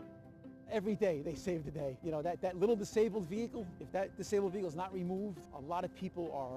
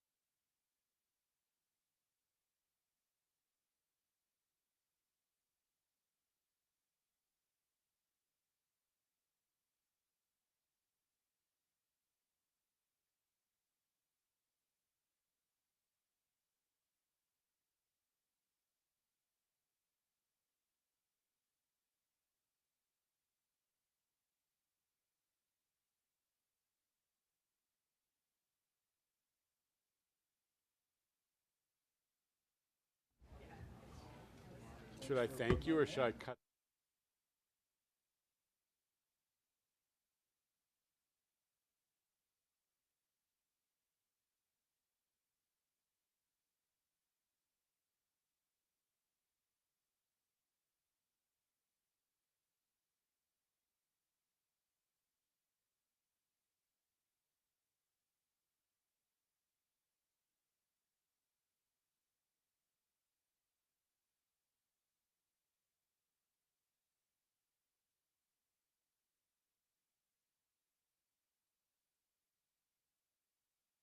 Back in session, and I'll deliver my report to the board, and then we'll go about our business. So, it is a little historic. Let it not be overlooked that it's historic that before this governor took her position, we had never had someone come to an MTA board meeting from the governor's seat, and now it's happened twice, and I'm incredibly grateful, as I think I've tried to express, for the leadership that she's shown. So what I'm going to talk about is how we're doing on basic stuff like ridership. Another amazing month that we've had since we were last together. Last week was our single biggest week across the MTA in terms of ridership. We've hit 4 million customers 7 times in the last month on the subways. Weekend ridership routinely exceeds 80% of pre-COVID levels. Actually, apples to apples, it's more like 90% because obviously, as we've all talked about, we've had an uptick in fare evasion. So apples to apples, we're pushing 90% on the weekends of pre-COVID. That is, as I always say, proof that New Yorkers, when they have discretion, when they're thinking about, when they have somewhere to go, they're choosing transit. Long Island Railroad hitting records, had its best week, I think, ever last week. And Metro North, I think, set another record yesterday. I think 214,000 riders. So amazing, amazing stuff. Last time we were here, we also were waiting on the budget deal. And Governor talked about it a great deal. To have a 4-year deal in hand, not a 1-year fix, which is, as those of us who have been around for a while, I see Andrew Albert nodding, that's the usual default outcome when you get, issues cropping up in Albany. We got a 4-year solution. And it is a game-changing vote of confidence in the MTA and in the importance of transit to our riders, who are represented here today by advocates and so many other people who are passionate about the MTA. But the budget didn't just save current service for bus, subway, commuter rail, and paratransit. We actually achieved what many of us and many folks in the advocacy community have been pushing for, which is more subway service in the midday period and on nights and weekends. And as I said, those are the times when we're really seeing what discretionary ridership is like, and that's when we're hitting our best numbers. So providing more service and making it even more attractive is really where we want to go. And I just need to acknowledge the advocacy community. It isn't just, Governor Hochul and the legislature who led us to this positive outcome. The advocacy ecosystem in New York, I got to say it again and again, our riders, the environmental community, the people who worry about urban planning, civic groups, labor, they are a source of strength for transit. It's the reason that we get more attention and more public investment here than virtually any other American city. And you really came through this time. You were in Albany. You made a difference. And as a result, you are going to see us maintaining and I hope improving and growing service. I also need to thank members of the MTA team who helped deliver the result. Kevin Willens was thanked by the governor, but also I want to acknowledge Jay Patel. You did an amazing job developing the blueprint for what we were able to accomplish with the governor and the legislature, that we all called the Willens Plan, to restructure the MTA's debt and to show how we could reduce the deficit with some creative approaches that involved being honest about how to reduce our borrowing cost and take advantage of this opportunity. And we created an opening for the legislature and the governor to take action. I also need to thank my immediate team, John McCarthy, Shanifa Riara, Laura Wiles, and Juliet Michelson. You set in motion over a year ago a policy-making and outreach effort that we called the New Transit Compact, and which we actually were able to execute on. So these are folks who, as everyone who works at the MTA knows, do a lot of lifting every day, all day. And I need to thank you and acknowledge how blessed I feel to have you as my immediate team. And Will Schwartz in Albany worked wonders.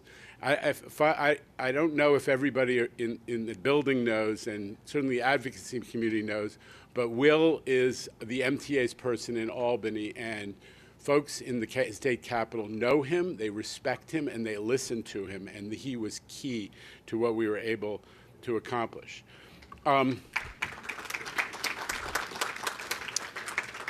But I also need to acknowledge that there was a huge other positive factor, other than me chasing legislators around in Puerto Rico at the Somos conference, watching them jump in and out of the pool and trying to talk to them about transit in between.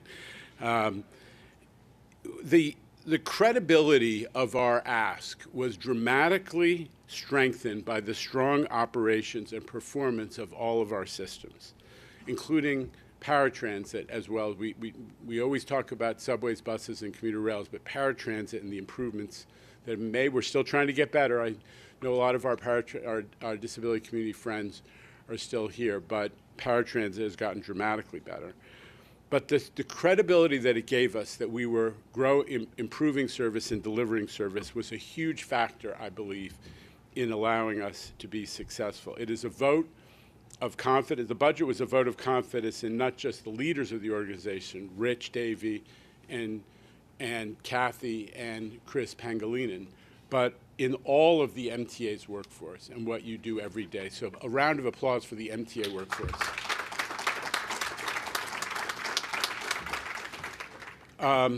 So, in addition to increasing off-peak and weekend frequency, the good news is the budget included that provision the governor mentioned, which is the ABLE legislation is part of a serious strategy to improve bus speeds and performance.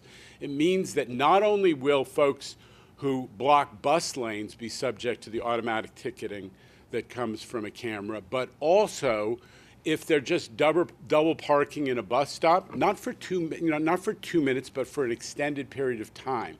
People who routinely block bus operations, even outside of bus lanes, are now going to experience what drivers all over New York and the region experience, which is automatic camera ticketing. I think all of the evidence is that that's going to make a huge difference in getting people to stop engaging in behavior that's going to that's blocking our bus system. And this is important, dealing with the speed is especially important at a time when we're trying to handle fare and toll evasion. Last week, the Blue Ribbon panel released its report outlining wide-ranging recommendations to reduce losses, which are massive. We got to level with ourselves and with our partners and stakeholders outside of government. We're losing close to $700 million a year right now to fare evasion.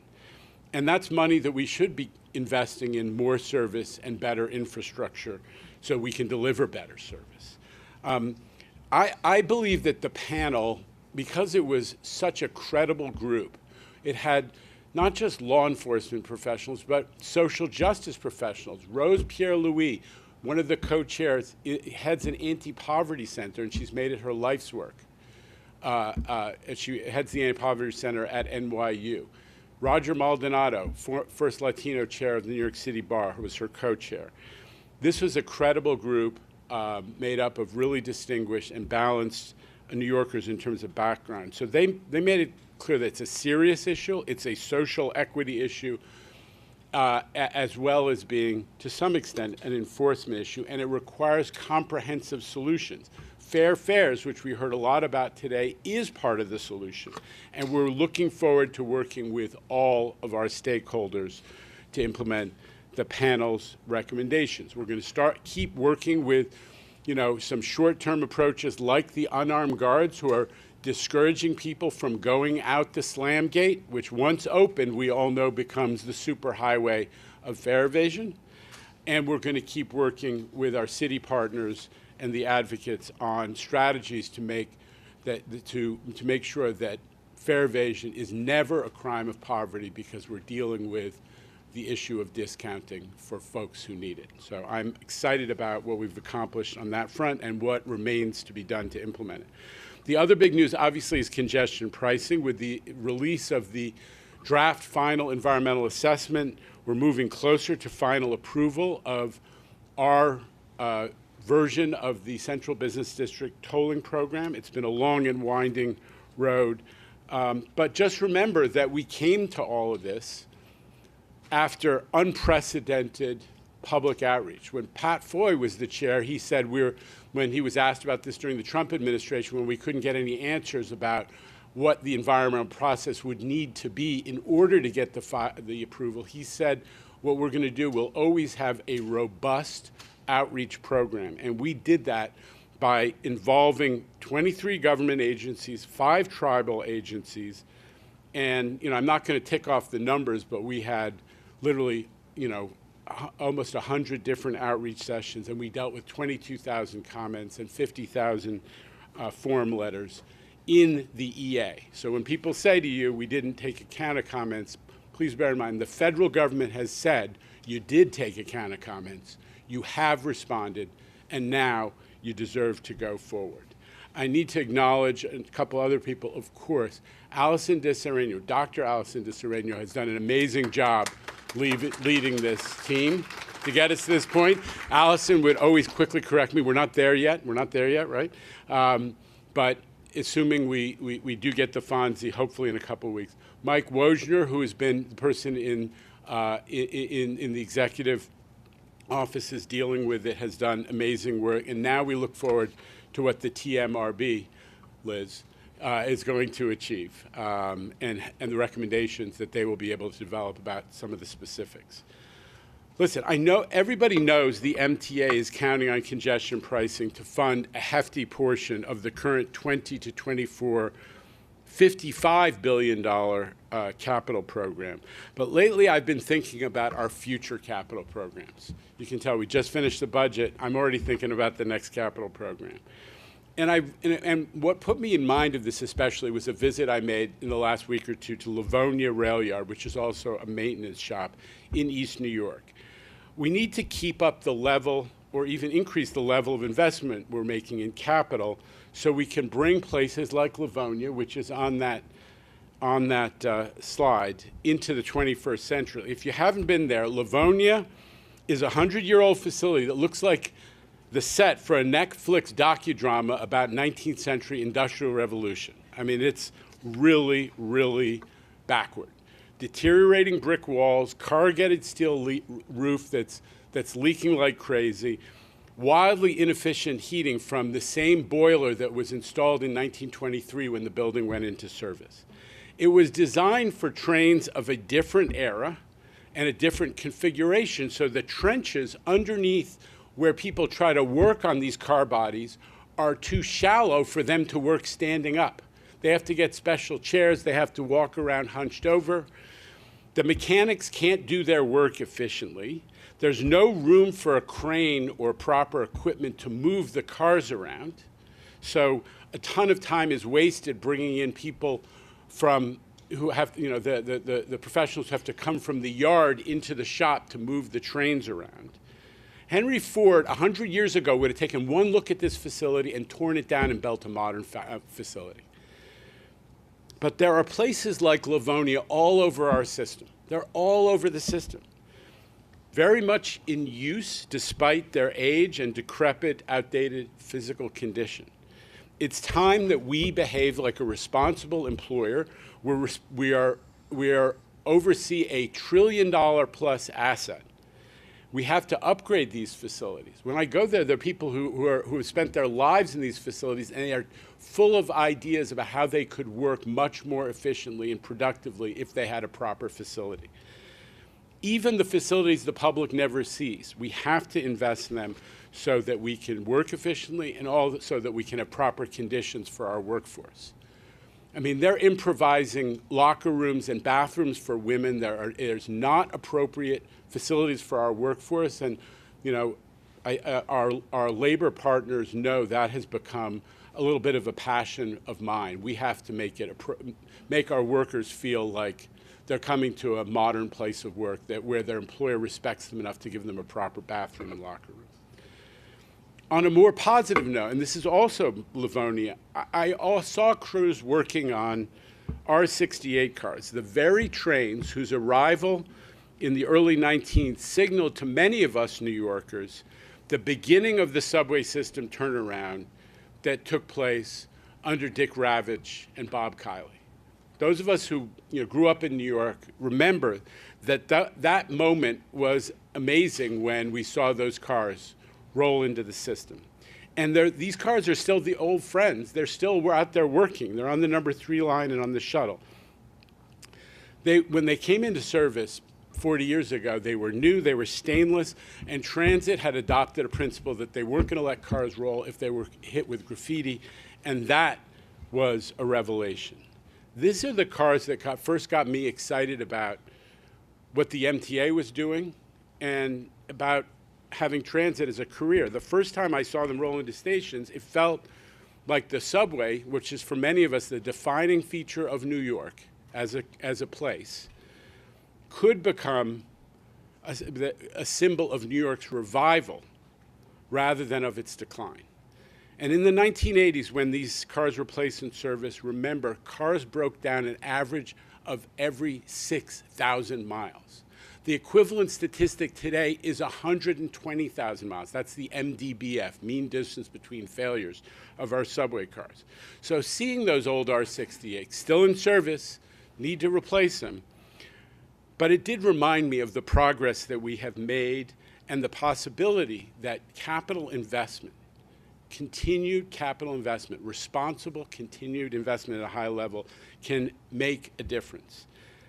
And by the way, as you heard on Monday, just this past Monday at the committee meeting, those cars that we're buying now, in fact, all the cars that we've bought since the year 2000 are operating at 220,000 miles MDBF. 6,000 miles back in the 70s when those R68s showed up, 220,000 miles. Investment makes a difference. So I'm going to close on that note, because clearly my thinking is shifting to the next challenge, the MTA 2025 to 29 capital program. But in that connection, you're going to hear right now from Frederica Cuenca, Deputy Chief Development Officer and who heads our planning operation, and Alyssa Cobb-Corton about some of the important state of good repair work that we have in the pipeline as we plan for that 2025 to 29 program. This is where state of good repair, as well as expansion and upgrades, is where we need to be focusing our investment. Thank you.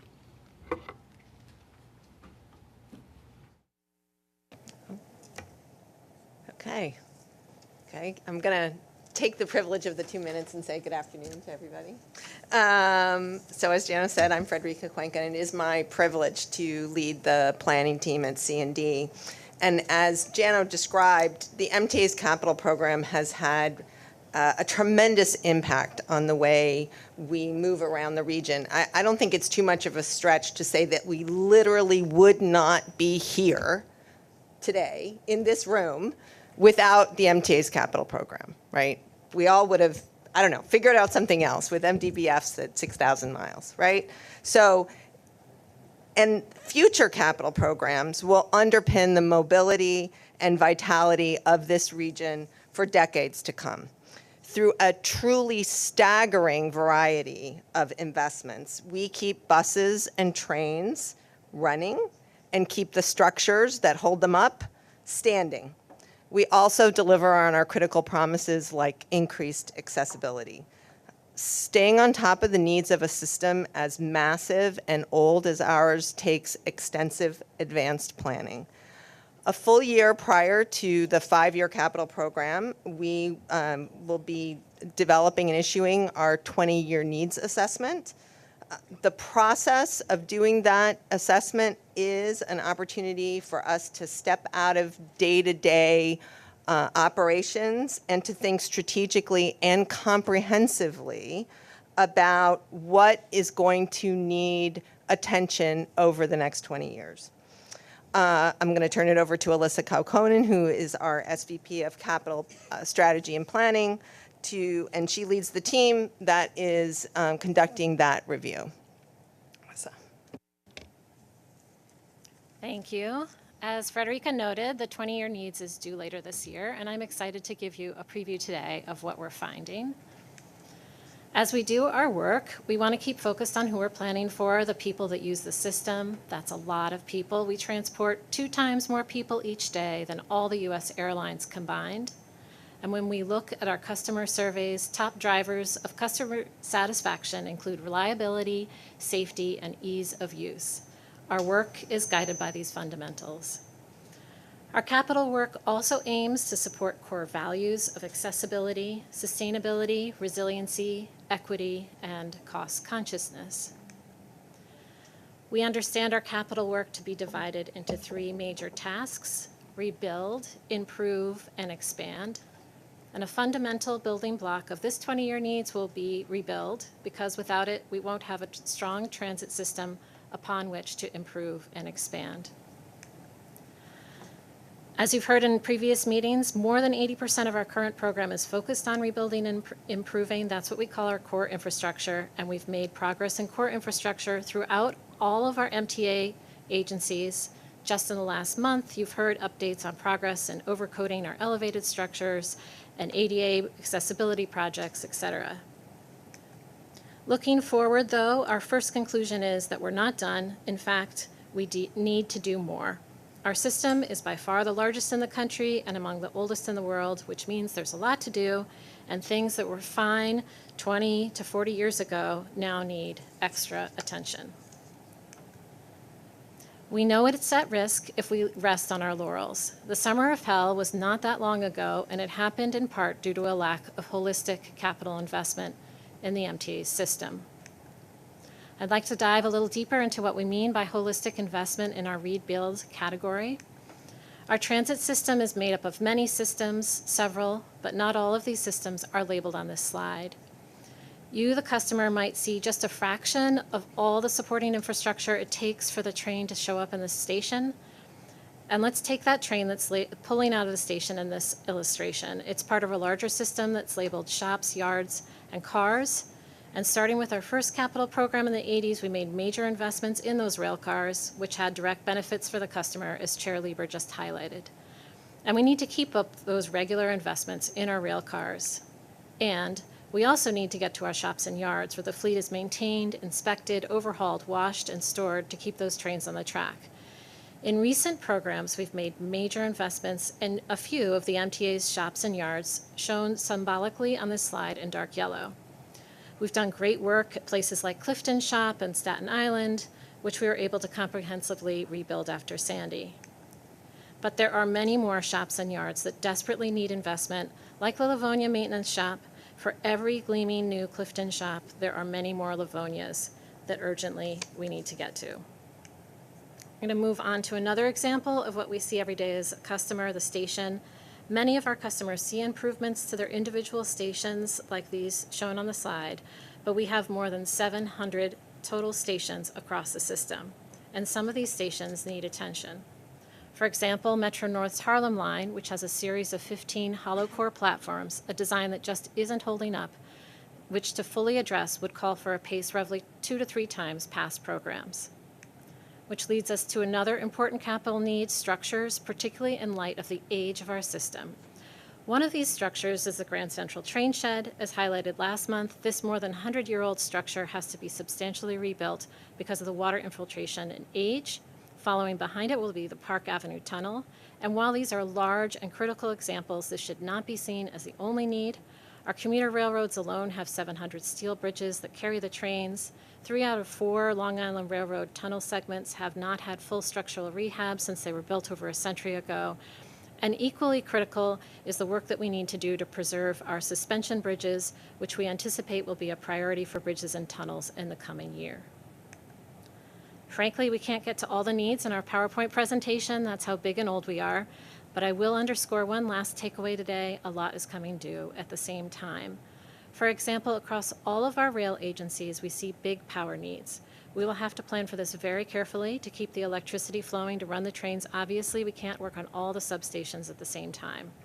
A snapshot of our power needs include, for New York City Transit, 40% of our major substation components are over 40 years old. That's 462 components at 96 distinct locations, and nearly half of the Long Island Railroad substations were built in the 1970s or earlier and have critical components in poor and marginal condition. Our transit system's only getting older, with much of it reaching or having exceeded its 100-year birthday. At all of our agencies, we have many different kinds of assets with different lifespans, and we can understand them as long life, mid-range, or short life assets.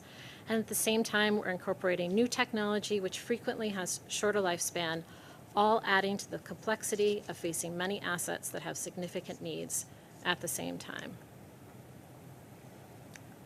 We won't rest there. When we look 20 years into the future, it's critical we're positioned to adapt to a changing world. We need to meet new challenges, and our mission has grown, and we have big commitments to deliver, like our ADA program, where we will need the resources to achieve our 95% accessible stations for New York City Transit by 2055, or our sustainability goals that were highlighted at the last board meeting, including our bus program. To achieve our ambitious target of zero emissions by 2040, considerable resources will be needed in the upcoming 20 years at a level that buses has never seen before. We're currently budgeted in this program for the purchase of 470 battery electric buses, just a fraction of the 6,000 buses we operate. Likewise, our down payment in depots like Jamaica is just a fraction of the need to retrofit our depots to accommodate the new technology, and are further compounded by our state of good repair that's needed at the same time. And while MTA's focus must be on the core infrastructure, we also think about additions and expansions to the network. As you may recall, the Regional Planning Group is considering about 24 proposals to expand the network, looking at how they meet our expansion principles and how they stack up against metrics that we shared with the board several months ago.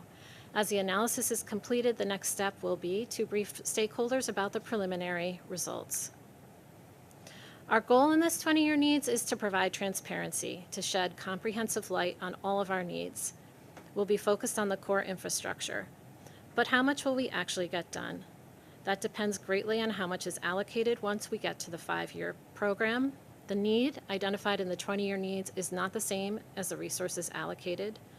On this slide, we've shown the building blocks for the capital program. While you can imagine many different versions of this, simplistically, we can understand the first building block for the capital program is our rebuild category, then improve, and then expand. Different funding scenarios will yield different results. For example, a low funding scenario would likely mean that we would concentrate the vast majority of spending on fixing the worst of the worst, and we would have far less funding for improving and expanding the system. We aren't quite there yet. It's a multi-step process to get to our next capital plan. The 20-year needs sets that guidepost of what ideally we'd like to get done over the next 2 decades if we have the resources, and that's our preview for today. We look forward to coming back to the board with a full readout of the 20-year needs in the fall. Thank you, Alyssa. Thank you, Frederica. And thank you to the team. Jamie, for all of your team that's working on this. Informed, Frederica, maybe I can throw it to you. Just remind the board about the role that EAM, Enterprise Asset Management, is playing in your planning process. All right. So we work throughout all our planning process with the operating agencies very closely, and EAM is and will continue to be way into the future this integrated part of our planning process. So where the agencies have gotten strong information from EAM, it's really valuable to be able to see, those problematic substations. A really old substation may require or problem substation may require 3, 4, 5 times as much maintenance work on that than a new substation. So we can really see that along with the age, right? It helps complement the other information, because just because something is old doesn't mean that it's not working. The EAM really helps us see a lot more of the way that element is operating in the network, so that we can really help to shape and understand where to go first, right? So that helps form the capital program, the 5-year vision. When you're looking 20 years out, you're kind of more predicting. Hopefully EAM also will be helping us understand how things degrade and how things will evolve in the future as well. So it's going to be a tremendous planning tool. I know it's a big help on the operating side, but we're really looking forward to the results on the capital investment plan as well. And just one thing I would share is that a lot of the issues, Alyssa did a good job of breaking it down a little, but the issues interrelate. I mean, power is completely related to structure. I went last week to see electrical distribution rooms outside, throughout a couple different places, and these key facilities, which include tunnel lighting, are frequently in bad condition because of structure, because of water penetration. The comms rooms are frequently, you've got sensitive communications equipment, which is environment sensitive, and they're operating in very, very old rooms that are part of the 100-year-old part of our subway system, including at Wall Street, where they routinely get to 110 degrees in the summer, so which puts at risk some of those key communications facilities. So the issues of environment and the individual systems are closely related in structure. Questions and comments from the board, Ms. Valdivia, Ms. Barbas to follow. Great. Thank you for your presentation. I have a question about kind of piggybacking off of what the chair said. How are you incorporating kind of new technologies into how we're going to do maintenance? What kind of, communication systems need to be updated? How does that get incorporated as you look at 20-year needs? So the communication systems are a really interesting thing, right? That's part of what Alyssa was kind of alluding to, where you are introducing new elements that change faster, right? I mean, that is really one of the challenges of our organization. We've got some of these, really, really old stuff, and then we've got stuff that needs to get replaced, on a much more frequent cycle. And I think part of looking at these civil things is understanding, hey, well, what communication infrastructure could we put in to help us monitor and maintain that better? And that has to be part of the design of what we actually, install when we replace. When we fix that EDR or when we fix that communication room, are we going to have remote sensors that tell us what the temperature, that kind of thing. Like, how can we evolve that? But then also acknowledging that is, we're adding to the equipment and the infrastructure that we need to be aware of, and planning for replacing, and that's where EAM can be so helpful, because that's what EAM really does, is it tracks all of these little pieces and build it up to a whole.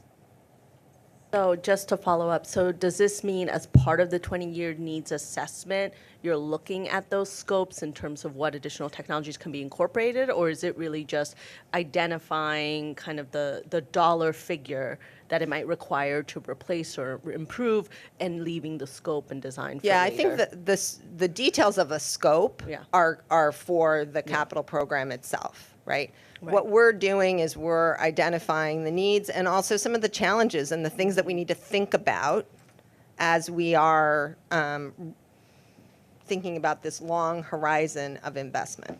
Yeah, and I think I would just request thinking about how we also benchmark, obviously new technologies around the world, things related to constructability that I'm sure Jamie is on top of, and thinking about how we're incorporating that as we look. Because I know you do take a good amount of time doing a 20-year need. So if there's more you can do in preparation of the capital plan, I would just recommend that. Thank you, though. Okay. Chair, I would just quickly add that this is one of the reasons we created C&D, is that we have this really lockstep relationship between our planning group led by Frederica and Alyssa and our development group and our execution, our delivery group, So they are all able to look together based on the needs at what the innovative, not just technologies, but also approaches are, right? Bundling projects so we take advantage of outages and the services that we need. That's all happening, and I think it's, Frederica's selling it a little bit short. It is happening now. It's starting now for the next capital program, so we're going to be in a much better position to get off the ground. Okay, Ms. Barbas. Thank you for the presentation on the 20-year needs. I have a question for President Torres Springer. Have you given any consideration, I'd like to know your views on the independently submitted proposal for the Penn Station rehab? I'm talking about the ASTM P3, please. Sure, I'm happy to respond to that, board member. It's not directly related to the 20-year needs assessment, but actually I'm glad you raise it in this context because, what we're doing is looking at what the real needs of our system and our stations is, and that's what our Fix Penn Now approach is that we've taken. And you heard the governor say, Fix Penn Now. We have a plan. It's to get it done in years rather than decades. And it starts from the same thing, the condition assessment. We all know that Penn is a rabbit warren, inadequate for passenger circulation, but that's not the only thing that's wrong with it. It's not meeting the safety standards that we require. Ventilation, air handling, passenger egress, columns preventing circulation on the platforms. Those are the big problems with Penn Station. We have this approach that we've taken and got 20% of the station rebuilt. Not just addressing the safety issues, right? Raising the ceilings, expanding the halls to make it a much more comfortable place for passengers. We're really proud of that approach, and that's what we're looking to do with the rest of Penn Station with the plan that we have. And I would also note that we and the city are working together to require that, assuming the city, not the MTA, but the city makes a decision for Madison Square Garden to stay on the site, that Madison Square Garden contribute to getting that done, because actually they're a lot of the reason why we have those issues with existing Penn, their presence in that place. So that's what we're trying to do and get it done. You're right, there's an alternative proposal out there. We welcome alternative proposals and study them, and we're happy to look at them. The big difference between what I just described in that proposal, really the only difference is building a massive train hall on 8th Avenue in the place of this Hulu theater. Everything else is essentially the same. And, it would cost, I think by everyone's admission, something like $1 to $2 billion to add that to the project. We don't think that's a good use of public resources. If public resources were unlimited, maybe we would do it. But our focus is on fixing existing Penn and not the place where far fewer passengers go. I would also add, and two more things I would say. One, on 8th Avenue, our plan does have major improvements to the corners, which is really where passengers will enter the station in the future, not the center of the station. And we have renderings, there's lots of renderings out there from alternative groups. We have great renderings that show, I'm happy to share them, that show how much improved 8th Avenue would be in our plan to fix Penn.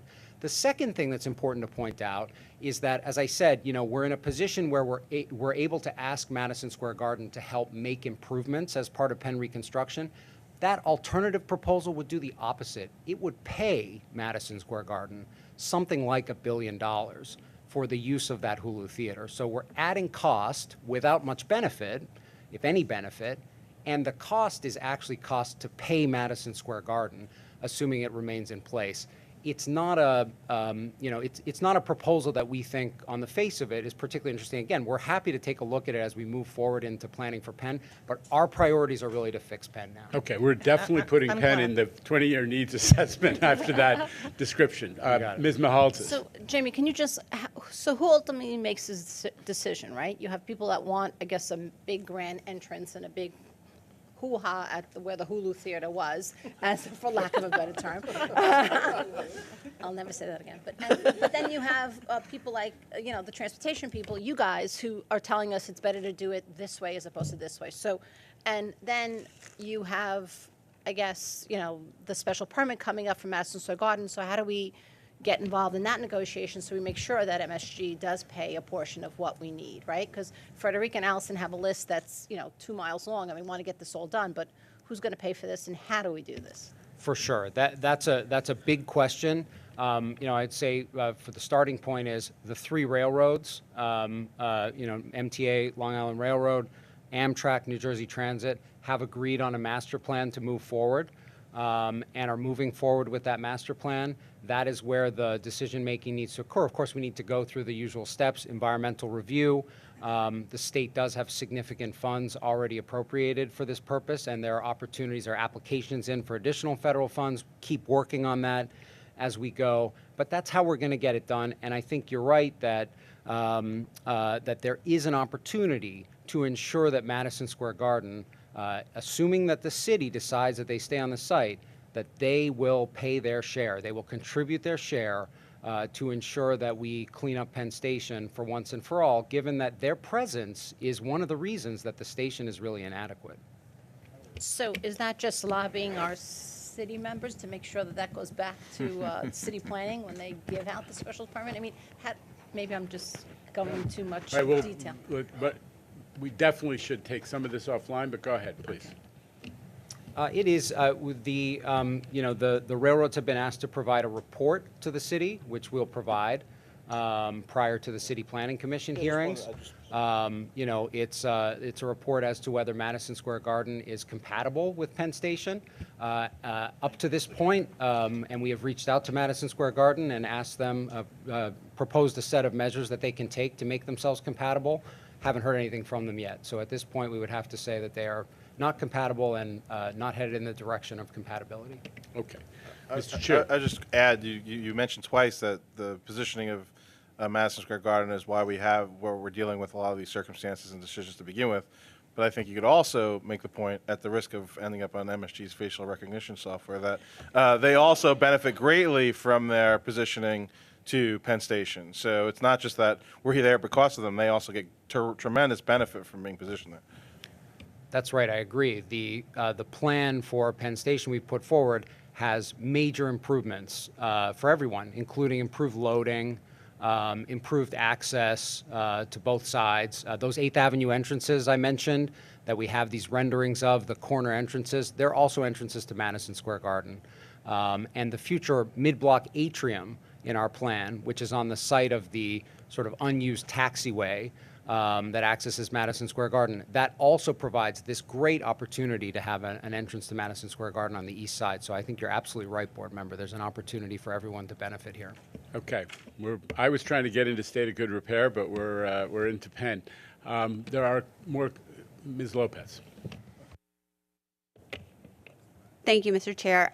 Just very quickly, I wanted to I appreciate this presentation, the introduction to the 20-year needs assessment, as well as the development of the upcoming 5-year capital plan. At some point, as these 2 studies develop and are finalized, I would like to have some sort of briefing with respect to any projects impacting Westchester County, just so that I have more of an understanding and familiarity. Absolutely. Thank you. Mr. Brown. Yeah, I'd like to thank Jamie for a clear articulation of the different interests involved in the Penn Station thing, and it's a moving target at present, and people come with these proposals, and it's not that they're well thought out, the other proposals rather, but it's that they don't consider the entire equation here in the way that your plan has. I'm not saying it shouldn't be part of the debate, but I feel like part of it is driven by some sort of ephemeral financing concepts that really make it seem easier than it really is. I think the interests that you guys describe here are much more important in making a final determination as to where we could go. But I really wanted to bounce back to Frederica's piece on enterprise asset management. And first of all, it's been very good work. I know you've had to develop this over many years, even a decade. And I find the technology stuff is very much a moving target. And in that regard, I mean, things that are, when you started with this process, I forget when it actually was, but the technologies available to you were much different than they are presently. And I just want to know over time, first of all, how much of the enterprise asset calculations are going to be open to the public, open to the board for, what do you call it, open search into the future. And the other thing too is what's behind your calculations, to what extent are the sort of, I won't even say formulas, but your calculations based on, especially when, like I said, the technology is moving so quickly in some areas and so slowly in some others. So how much of it is going to be digestible by us and the public? Asset management system, the capital program, and our team is a, user of that data, along with, and I would say the main the main user of that information are the operating agencies, right? It is a system that supports the operations and good functioning and good operations of our agencies on a day-to-day basis. Where we will also be a client and are a client of that data and those systems for capital program stuff. And we work very closely with the owners of that information, with the agency experts. It's not a formula thing, right? Right now, it's really, looking at that information and interpreting it. It's just that we have a lot better information. It's easier to connect that information to the assets specifically. I know we will not release information that compromises the safety of the system, but at the same time, having enough information for people to understand the conditions that are out there and the condition that we're in, I think is the balance that we're trying to achieve, right? Does it make sense, just so the public understands, can somebody describe what EAM is? It's really a collection of data on the age, the condition, and the criticality of particular components or facilities to our operation. So if some facility is constantly having to be repaired because it's fallen apart, we know about that. And we also know how old it is, but in the end of the day, it may be important to know how frequently it's failing to figure out how to prioritize it. Rich, Kathy, is there anything you'd like to say on this? Because I don't want the public to be mystified. Sure. So yeah, enterprise asset management at its base is really just the collection or a database of information about the condition, as you said, of our assets, right? So transit agencies, at least in my experience, typically have been really bad at having a fully functioning EAM system. And at least at transit, I know particularly our maintenance of way and infrastructure have really been leading the way within New York City Transit to make our EAM robust. So they have been using it, for example, when we do our station renovations, they use the EAM system to also look at, are there track defects that need to be fixed, bolts that might need to be tightened, as an example. And then we're also doing some smart technology. We're looking at actually smart bolts, for example, we can install that can look at vibrations and see, it can predict potentially the wear of track or ties, track circuits, for example. You've heard me talk about pre-tech before on buses using AI to, again, for EAM purposes to repair buses and vans. So long story short, it is really taking the data, making a data lake, and making it easier, at least on the maintenance side, to predict, we hope, maintenance failures, and then to feed into the C&D 20-year needs assessment, which is we can fix something only so much, but it really needs to be replaced, and I think that's how it feeds into the 20-year. So it's both an operational day-to-day device, but it also feeds into the capital investments that are required. Other comments or questions? First round, Mr. Solomon. Thank you very much for that presentation. Just a question about how you go about prioritizing. So we know the criteria that you're looking at for the comparative evaluation process, for example. As you move forward, as you're looking at the development point of view, how do you sort of right-size the capital plan using EAM with respect to the size of the capital plan that you want?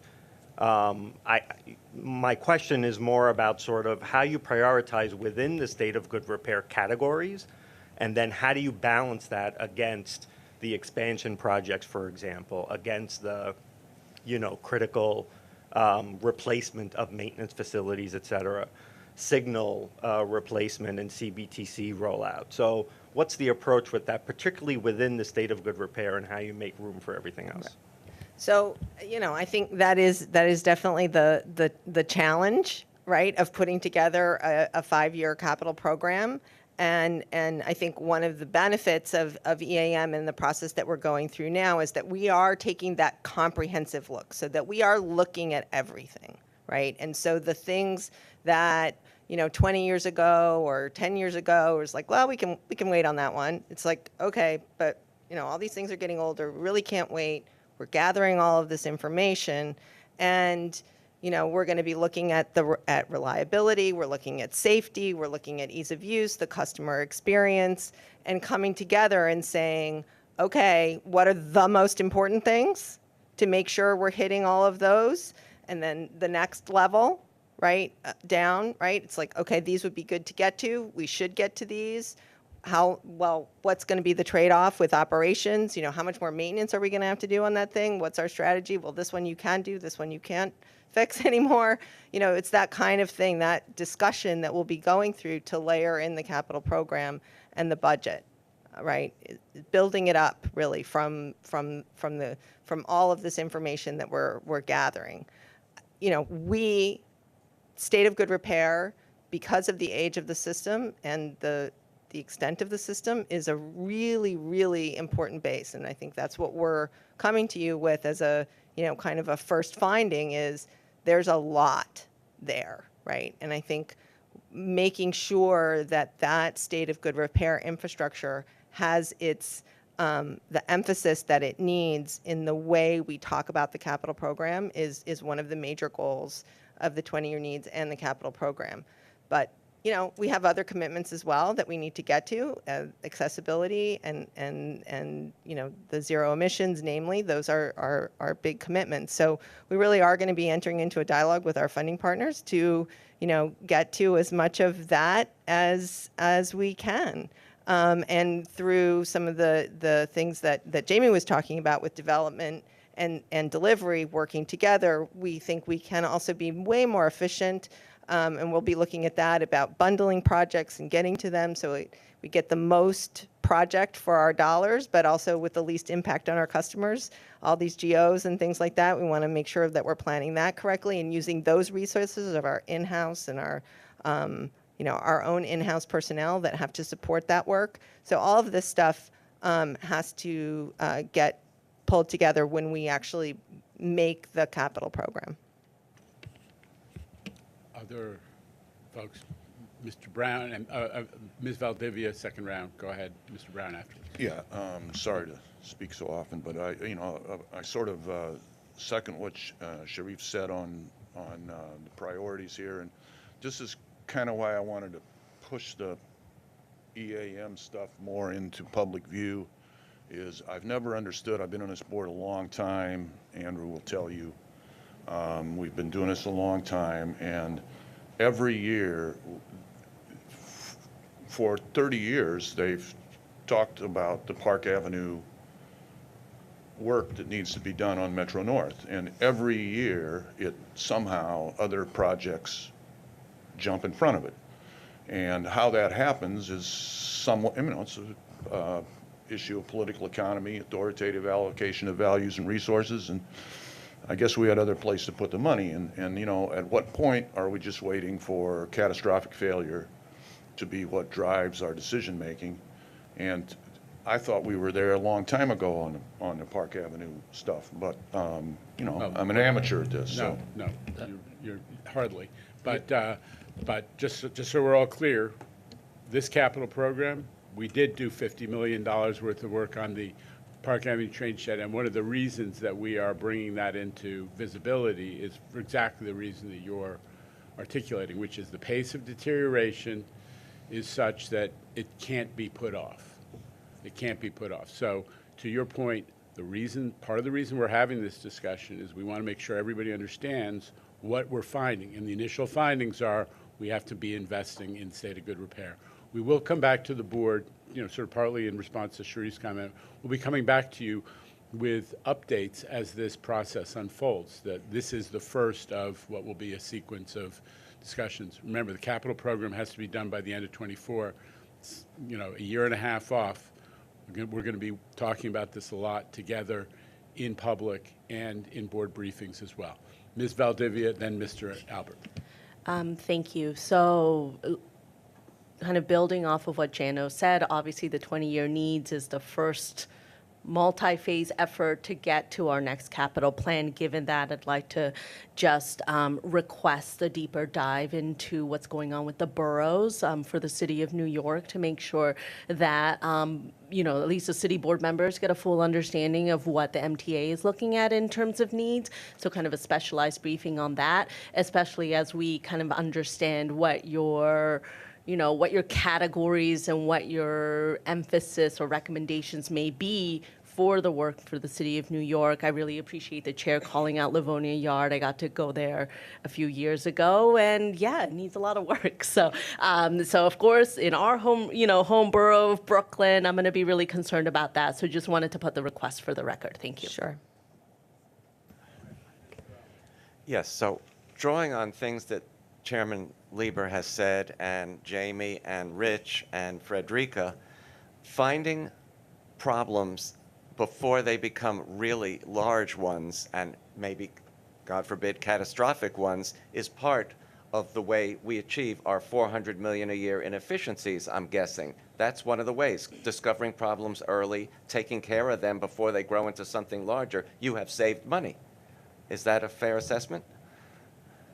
But we need the savings to end up on the budget this year, so it's not just heading off future problems. Right. It's saving money this year, and that's what Kathy and Rich and but Chris also, and if others you build are on doing. that, it goes into the future years. Absolutely. Thank you. Okay.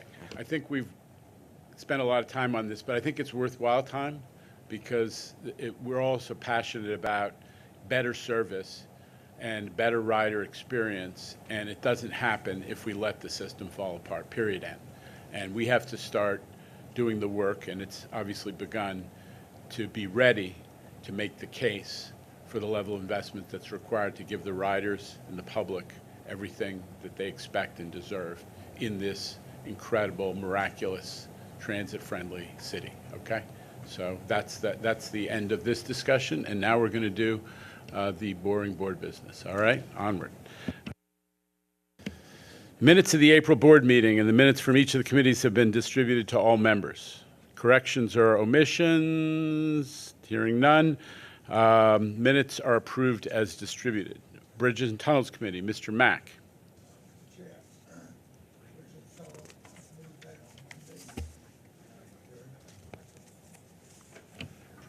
Mr. Chair, Bridges and Tunnel met on Monday, and there are no items the board has to approve.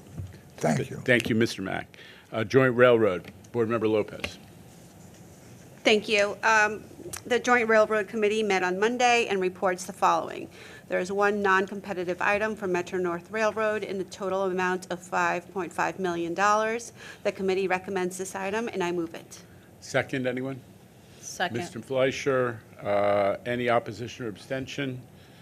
The item is carried. Ms. Lopez. This concludes the Joint Railroad Committee report. Thank you. Jano, you had I just want to ask Kathy with regard to the Connecticut service.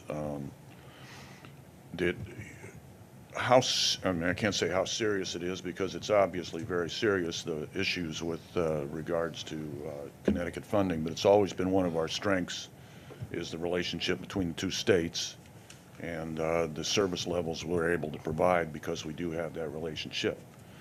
To what extent is that threatened presently, and to what extent will financial problems in Connecticut sort of metastasize to the rest of the Metro North system, particularly with regard to maintenance facilities in Connecticut and the sort of level of work and ridership that Metro North's able to provide? So thanks. Was that a sufficiently confusing? No, I think I can unwind it. So, thank you for the question. Yeah, I mean, I think I would certainly start by saying that we have had for 40 years now an excellent working relationship with the state of Connecticut and a really strong partnership with the Connecticut Department of Transportation with respect to the service that we provide on the New Haven line, which is by far the busiest of the 3 Metro North lines. And as the chairman said earlier, yesterday was a record day for Metro North. And we're continuing now regularly during the week to see, 75% of our pre-COVID ridership, which is really great to see. So, we see how our own New York State budget process works. Connecticut is now sort of engaged in the thralls of that same kind of process with respect to figuring out what their priorities are. The proposal that is out there would potentially reduce Metro North's New Haven line service to the mid-80s of, as a percentage of the pre-COVID service that we were providing, and would generate significant cost savings. And the concern that we've expressed is that to get to that level of pre-COVID service, and we're developing a tailored schedule for Connecticut at their request. But that it would be very difficult, if not impossible, to hold peak hour trains harmless. So there would potentially be cuts in the peak, which is obviously extremely concerning given the ridership that we're seeing in the peak. We are challenged by our own governor, and she was here today. That is a condition of the funding that we received as part of our own budget, not to reduce service. And, it's a very integrated system and a very integrated service along the New Haven line, and we will have to do our best to hold New York harmless, but obviously that's a real challenge given how integrated the service plan is. Okay. I think that the discussions with the Connecticut Department of Transportation are continuing, Kathy? Yeah, I spoke to the commissioner this morning. As I said, we speak regularly. We've been very clear with respect to our concerns about this level of cuts, especially at this point in time, as we continue to bring so many more riders back to the system. So it's an ongoing dialogue. Ed Valenti was here this morning. Obviously, the unions are concerned, but we're in regular dialogue with the folks in the state of Connecticut and are educating them with respect to the implications and hoping for a good outcome. Yeah, I mean, I know that Governor Lamont has been a huge supporter of transit and, in fact, more and better transit Absolutely. service. So we have cherished the partnership, Absolutely. and we hope that this can be figured out. Yeah, no, I saw Governor Lamont up at the Walk Bridge, groundbreaking a couple of weeks ago, and yeah, we have an excellent partner in Governor Lamont with respect to improving public transportation, along the New Haven line and elsewhere in the state of Connecticut. Okay, I think we have concluded the joint railroad report, if I didn't lose my way. Transit. Chair Mahaltis. Good afternoon. The New York City Transit and Bus Committee met on Monday and reports the following. There is one non-competitive item this month for a total of $19.1 million. The committee recommends this item, and I move it. Second.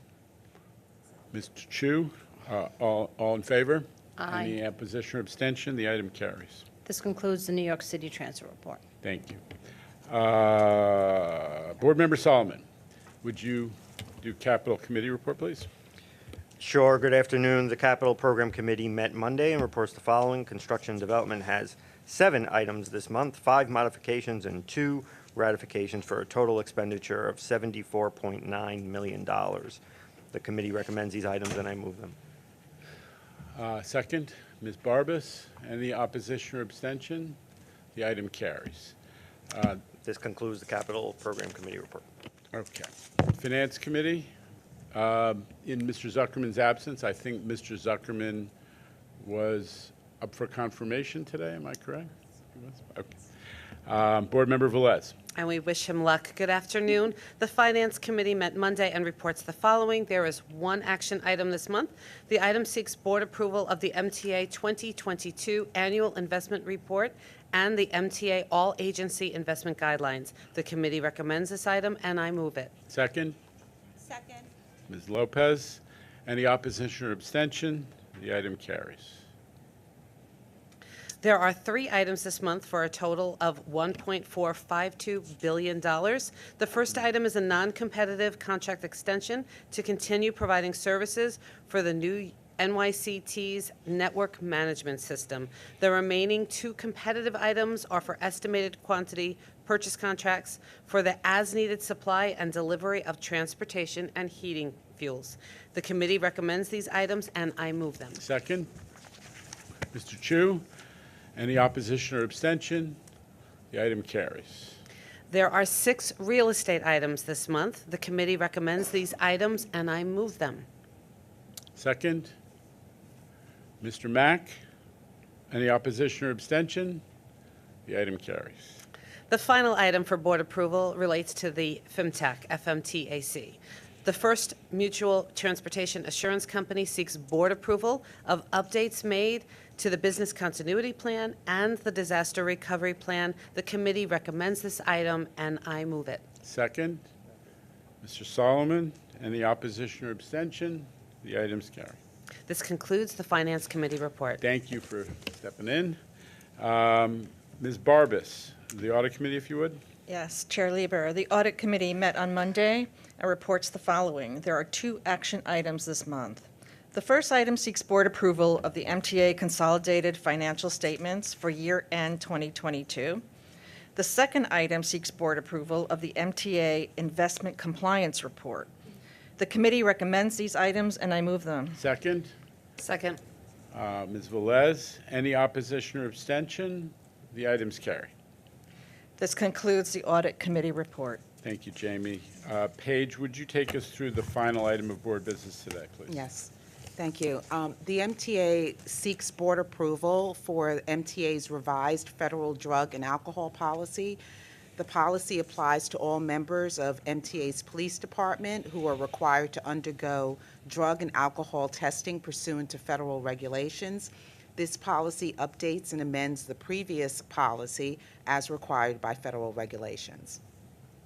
I'll make a motion. May I have a second? Mr. Fleischer, thank you.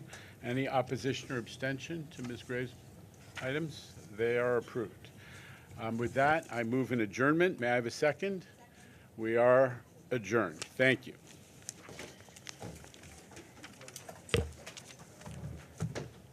Okay, mission accomplished. Oh, it was good.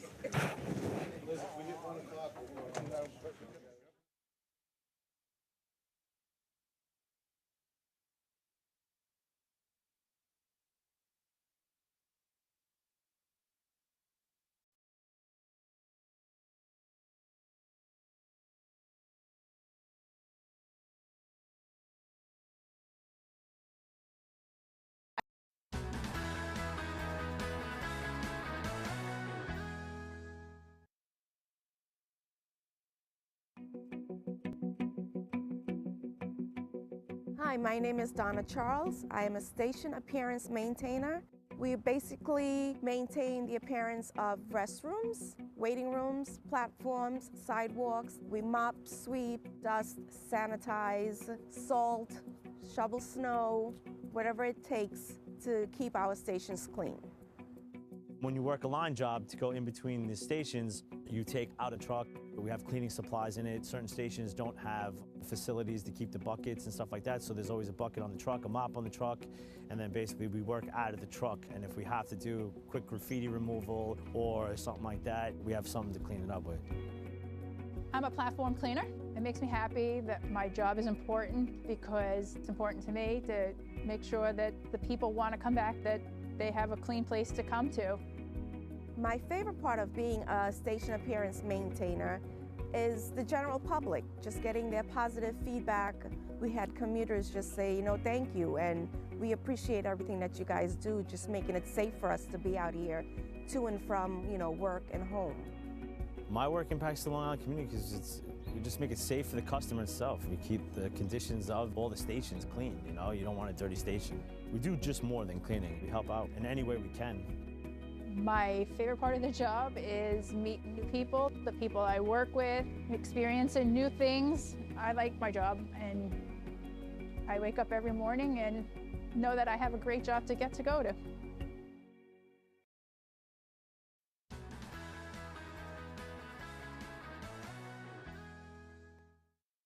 What does a bus maintainer do?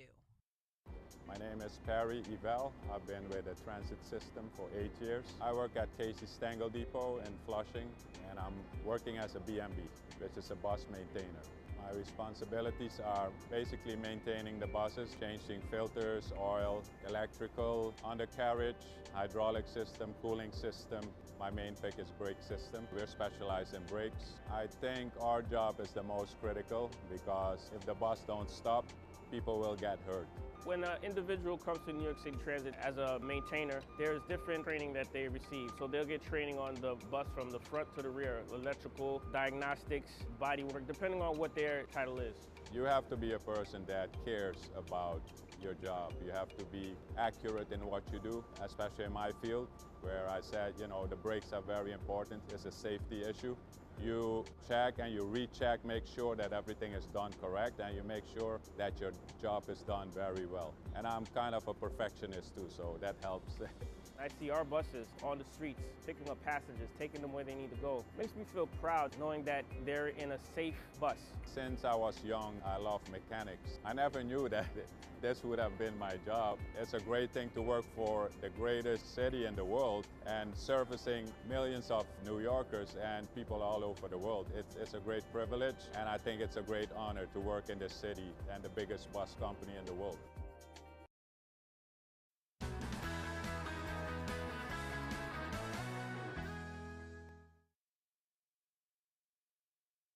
Hi, my name is Ryan Motley.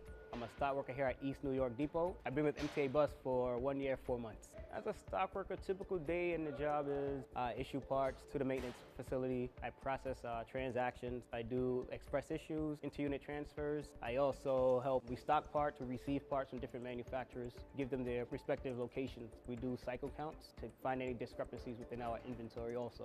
Here at the East New York Depot, which is the central maintenance facility, we actually process a lot of parts for various depots. Here in this stock room, it's a CMF, Central Maintenance Facility. Buses come in for major work, so we store bigger items, high dollar value items, engines, radiators, transmissions, generators, motors. Because when the buses come here, they're here for an extended period of time to get a complete overhaul. So whatever buses that are active in our fleet right now, we have the parts for it. We also store cleaning products for our cleaners that are located in the depot to help them get their job done. We help the maintainers get the correct parts needed for the buses to make service. You know, we have our regular chores of making sure that the stock room is clean, no tripping hazards on the floor. That's one of our daily chores as stock workers to ensure the safety of the operation in the stock room itself. In order to be a good stock worker, one of the best qualities you need to have, the top ones are good retention, safety, responsibility. You know, you want to have that kind of characteristic in you to try to do your best in everything you do and deliver the best. You know, it makes me smile. It makes me feel good knowing that I work for a company where it has a lot to offer. We all play a different role in what we do to keep the buses rolling out. Without these parts, these buses will be out of service and the customers would be upset. MTA basically moves New York, and that feels great to know that I work for a company like that.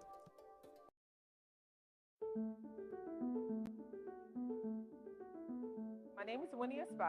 I'm a car appearance maintainer, and I've been doing this job for 10 years. I work out of Shea Yard. I was interested in helping the community, the public, so when our passengers get on the train, they'll see that I cleaned it. I'll feel good that I did the job, that they're comfortable and they don't have to worry about the mess because we took care of it. Well, I always had a background in cleaning with janitorial work and also car detailing. So I came to the railroad and used my skills that I learned from there to help clean the trains.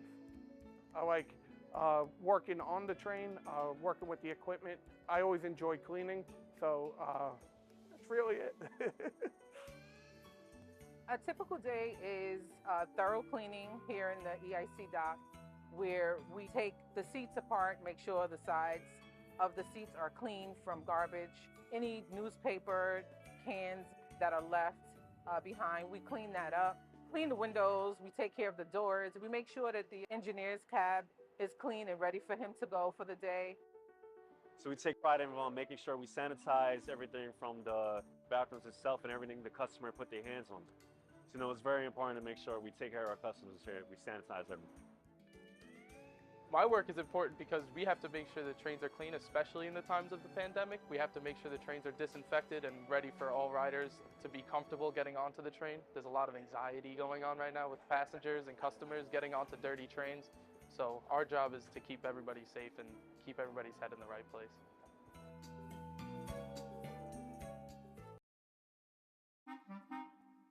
Sometimes the public may call us train drivers. Honestly, it doesn't bother me because I know they don't know. My name is Keisha Cole. I'm a train operator, and I've been with MTA for 6 years.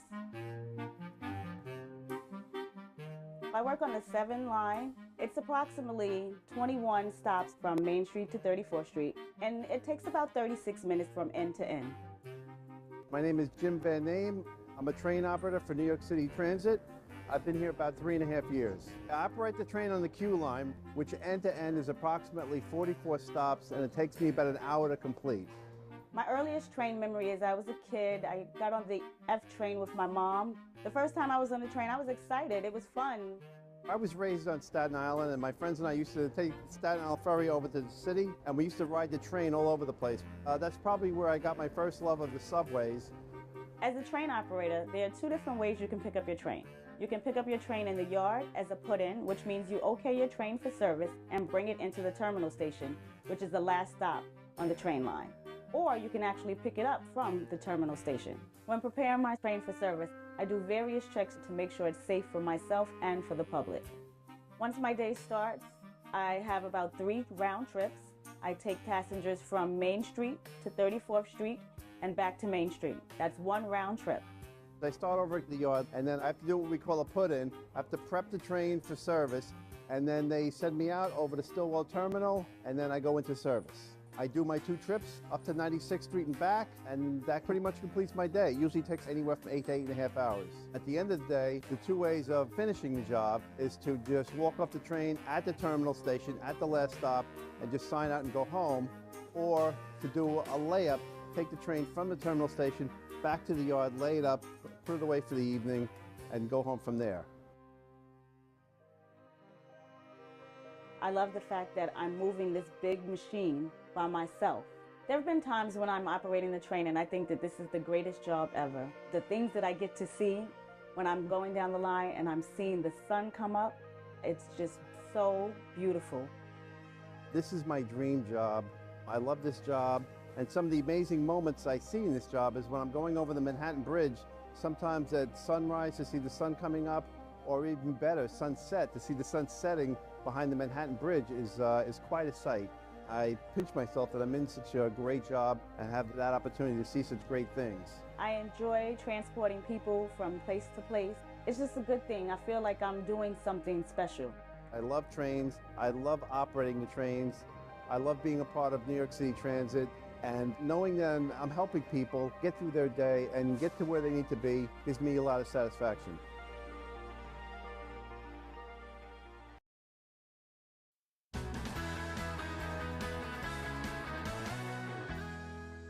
What does a depot bus dispatcher do?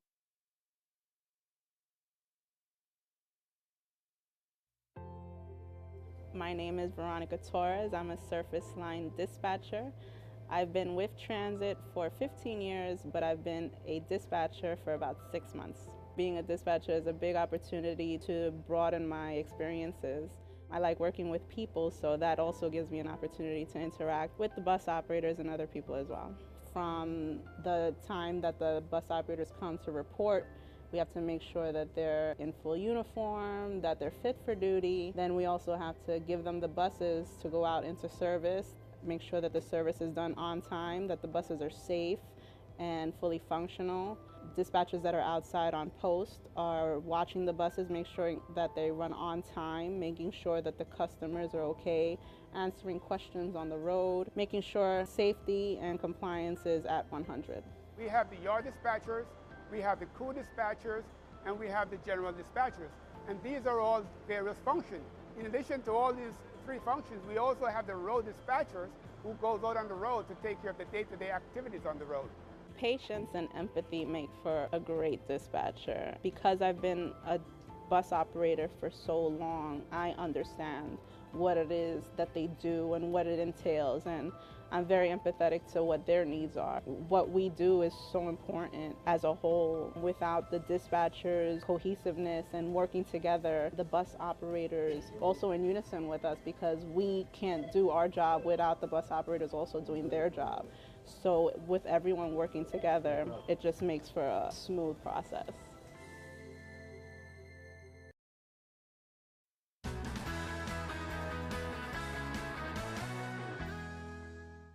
What does a record do?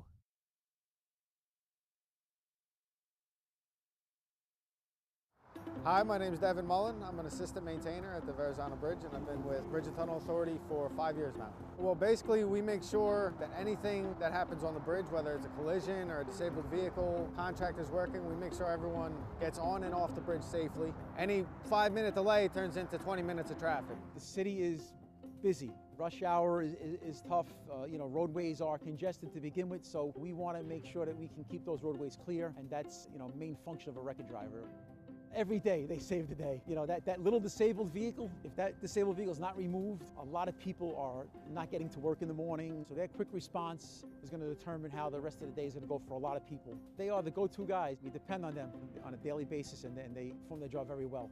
Our truck is our main tool. We make sure it works well, and then it serves us well. The light duty wrecker is usually we use for flat tires, overheat, small vehicles. The medium duties, they're basically utility. Anything we need other than tractor trailers and heavy trucks. Anything that requires heavy boom lifting, winch outs, things like that, we're going to use the heavy wreckers. Working on the roadway, it's a dangerous condition. You have vehicles flying by you at 60 miles an hour. People aren't paying attention half the time, so you do run the risk of getting hit. So they never know what's going to happen when they're up there. I mean, there's different types of, disables. There's all kinds of different vehicles. There's trucks. There's hazmat vehicles that are carrying chemicals. So there's always a challenge when they get up there. We're first on scene a lot of the time. We just try to help people. We try to get the bridge moving, the traffic moving, get people where they got to go. And we try to get them there safely. It gives you a sense of responsibility, and it's satisfying at the end of the day to know that you are part of keeping this running and keeping everyone safe. I think if there are no customer service ambassadors, there would be lots and lots of people taking the wrong train. A customer service ambassador is a frontline contact providing fast-changing, accurate information, especially during service disruptions. We're here to direct you, assist you, and be patient as well. The qualities that make a good customer service ambassador are patience, communication, following instructions, and just pretty much being a people person. Getting lost in New York it's really easy. That's what we're here for, to help them. So every day, I show people how to use the phone. We have this app called Train Time. It tells you the time everything comes, schedule changes, tells you advanced scheduling as well in case you need to come in a week. My most memorable day at work, we had an elderly woman come off of the airport. We assisted her to getting to her family, which was in another town. She had never been to New York before. She was completely lost. She thanked us several times, and I was able to help this woman get to her family. That's the motivation. Just helping people in general is seeing their face. I like to help people a lot. Seeing people happy and getting to their place. It makes me feel really happy, especially that I know they're getting to their destination safely. We serve with pride.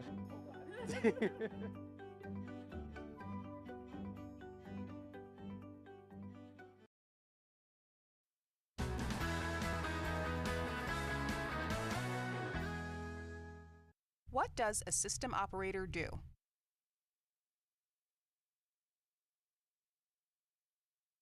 My name is Sejan Edi, BMT Chief System Operator. I have 27 years with New York City Transit.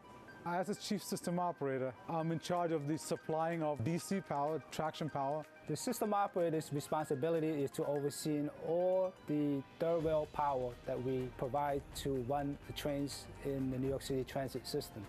The way that we power up the third rail is we get electricity from Con Edison. We'll go through our substation, which is converting the AC from Con Edison's high voltage into 650 volt DC, and then from there going into the third rail, which power the trains. A typical day for system operator involves general order. General order, or GO, it's a planned work outage. Normally they're working next to the third rail or nearby, so they want power off so they can work safely. Any emergency happens on the field, RCC give us a call to have a power off on a certain line, certain track. The Power Control Center controls remotely all the equipment out on the field. This equipment that we control is called the MTU, which is the Master Terminal Unit.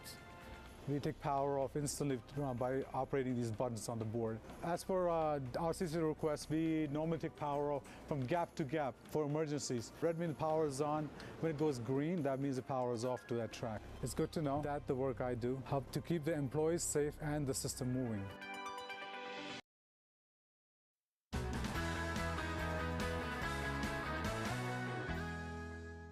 What does an electronic equipment maintainer do?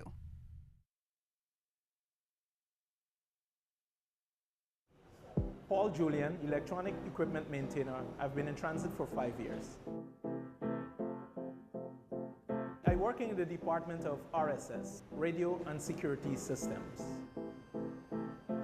Our responsibility is to ensure that the radio system is functioning very efficiently, for that provides communication to the trains. It also provides crucial and important communication for the police in the system, the EMS in the system, and the fire department in the transit system.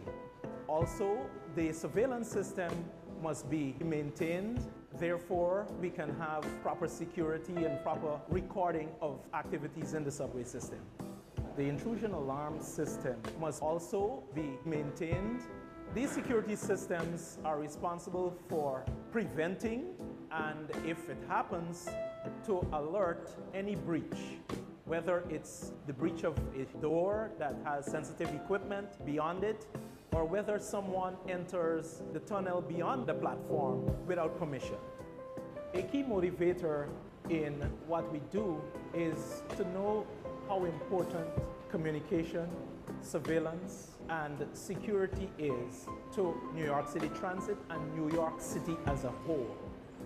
That gives you a sense of duty and pride in doing what we do.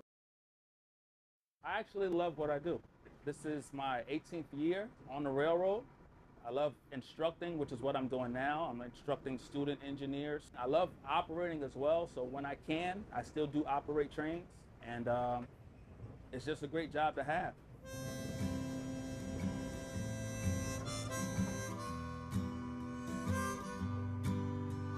My name is Inade Maruga Sr. I'm currently a locomotive engineer, special duty instructor. I've been with Metro North for 5 years now. My name is Robert Sapari, and I'm a training officer, locomotive engineer for Metro North Railroad, and I've been with the MTA for 10 years.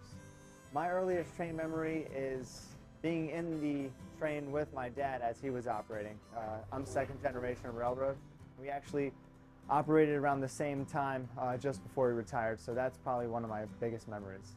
Responsibilities for a locomotive engineer are vast, from dealing with your crews and having a job safety briefing to checking your equipment and making sure all your safety checks are complete. Safety plays a major role in what we do because of how many lives we're responsible for. One of the coolest things you get to see when you're up front operating as an engineer is you'll get the best views. If there's a 4th of July, you'll see all the fireworks up and down the Hudson. You'll see eagles fly in and dip in and grab fish and fly right next to your cab. It's cool to run the Yankees trains, especially when they win. See all those Yankee fans out there, to be able to bring them to and from the games. To just be operating the train through Harlem, to look on both sides and see the buildings and everything, it's just a great scene. Knowing that my work is essential to keeping this city moving is a sense of great pride. It gives me great satisfaction knowing that I'm getting thousands of people to their destination safely, and they're relying on me to get to work. I'm an engineer, and I run trains as an essential employee, moving essential employees. Through the pandemic, to be able to bring doctors and food workers, for us to be able to get them to and from their jobs safely, take a great sense of pride in being able to do that. I take pride in my job now, and I really enjoy it. I am glad I became an engineer. It's an amazing job. You know, it's a lot of responsibility, but at the end of the day, when I go home, you know, I'm happy with what I've done for the day at work. I know that I have a great job to come to, and I'm grateful for it.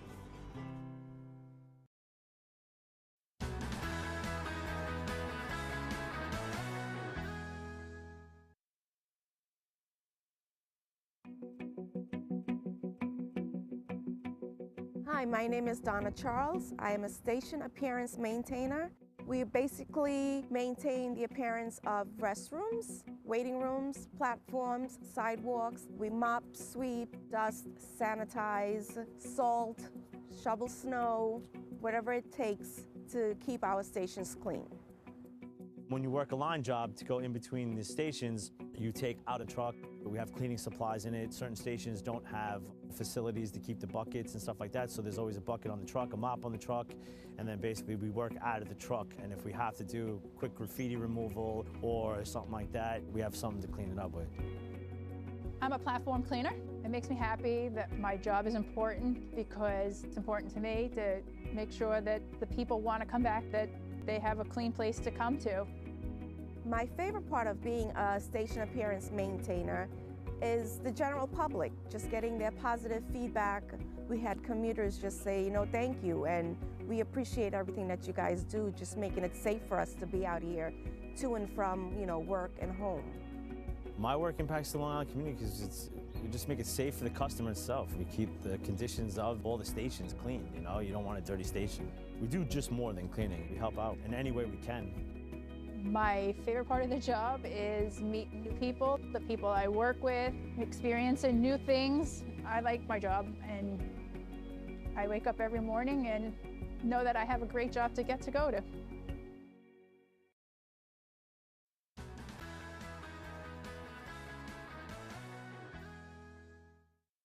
What does a bus maintainer do? My name is Perry Evel. I've been with the transit system for 8 years. I work at Casey Stengel Depot in Flushing, and I'm working as a BMB, which is a bus maintainer. My responsibilities are basically maintaining the buses, changing filters, oil, electrical, undercarriage, hydraulic system, cooling system. My main pick is brake system. We're specialized in brakes. I think our job is the most critical because if the bus don't stop, people will get hurt.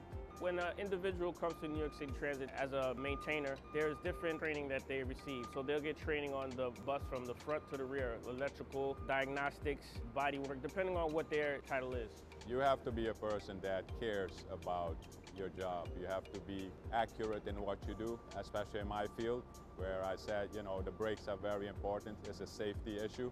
You check and you recheck, make sure that everything is done correct, and you make sure that your job is done very well. And I'm kind of a perfectionist too, so that helps. I see our buses on the streets, picking up passengers, taking them where they need to go. Makes me feel proud knowing that they're in a safe bus. Since I was young, I love mechanics. I never knew that this would have been my job. It's a great thing to work for the greatest city in the world and servicing millions of New Yorkers and people all over the world. It's a great privilege, and I think it's a great honor to work in this city and the biggest bus company in the world.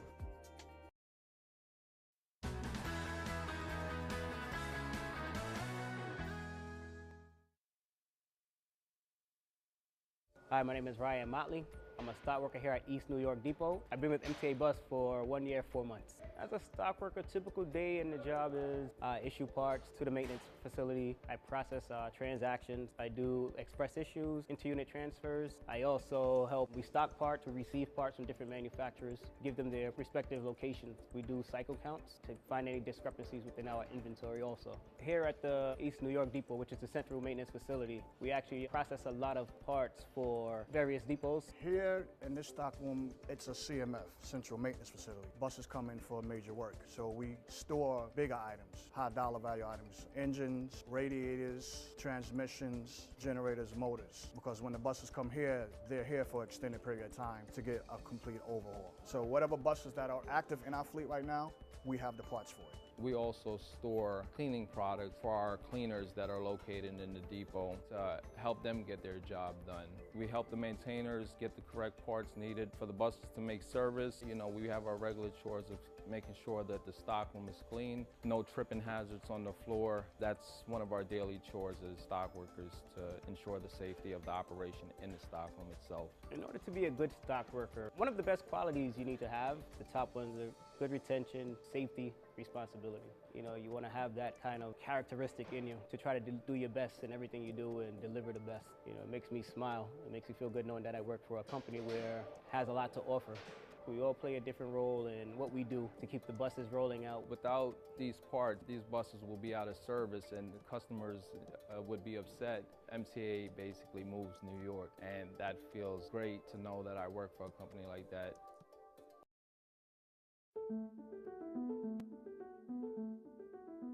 My name is Munez. I'm a car appearance maintainer, and I've been doing this job for 10 years. I work out of Shea Yard. I was interested in helping the community, the public, so when our passengers get on the train, they'll see that I cleaned it. I'll feel good that I did the job, that they're comfortable, and they don't have to worry about the mess because we took care of it. Well, I always had a background in cleaning with janitorial work and also car detailing. So I came to the railroad and used my skills that I learned from there to help clean the trains. I like working on the train, working with the equipment. I always enjoyed cleaning, so that's really it. A typical day is thorough cleaning here in the EIC dock, where we take the seats apart, make sure the sides of the seats are clean from garbage. Any newspaper, cans that are left behind, we clean that up. Clean the windows, we take care of the doors. We make sure that the engineer's cab is clean and ready for him to go for the day. So we take pride in making sure we sanitize everything from the bathrooms itself and everything the customer put their hands on. So, it's very important to make sure we take care of our customers here. We sanitize everything. My work is important because we have to make sure the trains are clean, especially in the times of the pandemic. We have to make sure the trains are disinfected and ready for all riders to be comfortable getting onto the train. There's a lot of anxiety going on right now with passengers and customers getting onto dirty trains. So our job is to keep everybody safe and keep everybody's head in the right place.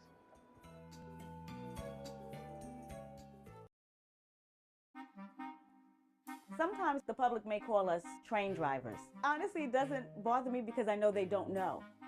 My name is Keisha Cole. I'm a train operator, and I've been with MTA for 6 years. I work on the 7 line. It's approximately 21 stops from Main Street to 34th Street, and it takes about 36 minutes from end to end. My name is Jim Van Name. I'm a train operator for New York City Transit.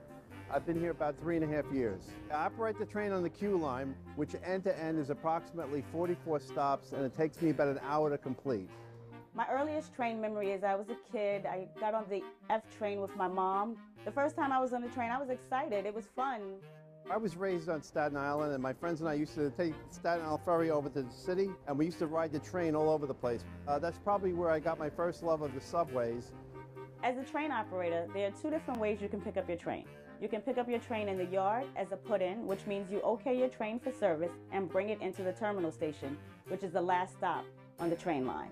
Or you can actually pick it up from the terminal station. When preparing my train for service, I do various checks to make sure it's safe for myself and for the public. Once my day starts, I have about 3 round trips. I take passengers from Main Street to 34th Street and back to Main Street. That's 1 round trip. I start over at the yard, and then I have to do what we call a put-in. I have to prep the train for service, and then they send me out over to Stillwell Terminal, and then I go into service. I do my 2 trips up to 96th Street and back, and that pretty much completes my day. It usually takes anywhere from 8 to 8.5 hours. At the end of the day, the 2 ways of finishing the job is to just walk off the train at the terminal station at the last stop and just sign out and go home, or to do a layup, take the train from the terminal station back to the yard, lay it up, put it away for the evening, and go home from there. I love the fact that I'm moving this big machine by myself. There have been times when I'm operating the train and I think that this is the greatest job ever. The things that I get to see when I'm going down the line and I'm seeing the sun come up, it's just so beautiful. This is my dream job. I love this job. And some of the amazing moments I see in this job is when I'm going over the Manhattan Bridge, sometimes at sunrise to see the sun coming up, or even better, sunset, to see the sun setting behind the Manhattan Bridge is quite a sight. I pinch myself that I'm in such a great job and have that opportunity to see such great things. I enjoy transporting people from place to place. It's just a good thing. I feel like I'm doing something special. I love trains. I love operating the trains. I love being a part of New York City Transit. And knowing that I'm helping people get through their day and get to where they need to be gives me a lot of satisfaction.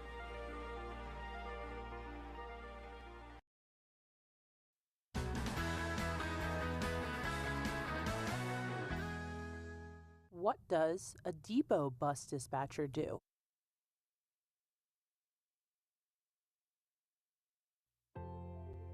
My name is Veronica Torres. I'm a surface line dispatcher. I've been with Transit for 15 years, but I've been a dispatcher for about 6 months. Being a dispatcher is a big opportunity to broaden my experiences. I like working with people, so that also gives me an opportunity to interact with the bus operators and other people as well. From the time that the bus operators come to report, we have to make sure that they're in full uniform, that they're fit for duty. Then we also have to give them the buses to go out into service, make sure that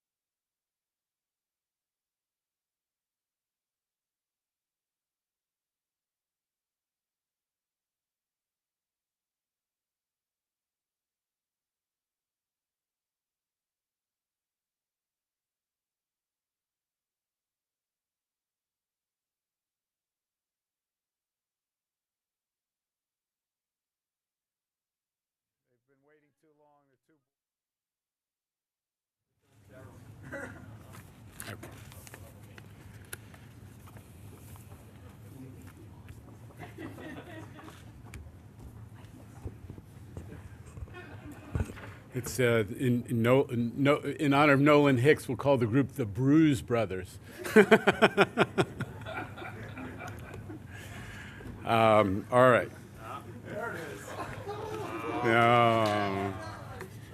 Let's yeah, exactly. What was it that the guy who was responsible for the turnstile said before the New York Post beat reporter decided to try to jump over? What was it? I think he said, "Don't try this. We've tested it." And it won't work. And the Post is just supposed to take that at face value. Yeah. Yeah. Exactly.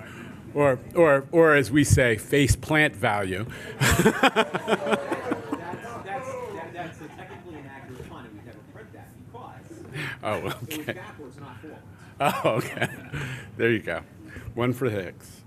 Okay, listen, today we had an amazing, kind of a slightly historic moment where the governor came and said what I think everybody who is passionate about the mass transit system wants to hear, which is that the success of the MTA is non-negotiable.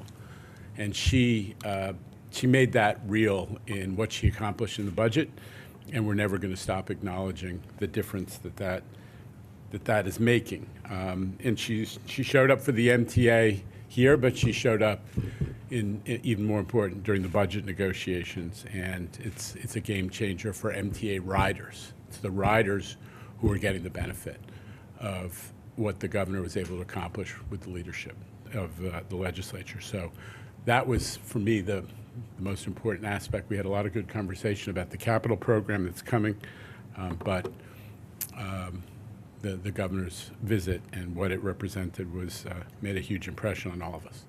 So with that, mitten time. Fabulous. Straight back from urgent care, Nolan Hicks of the New York Post.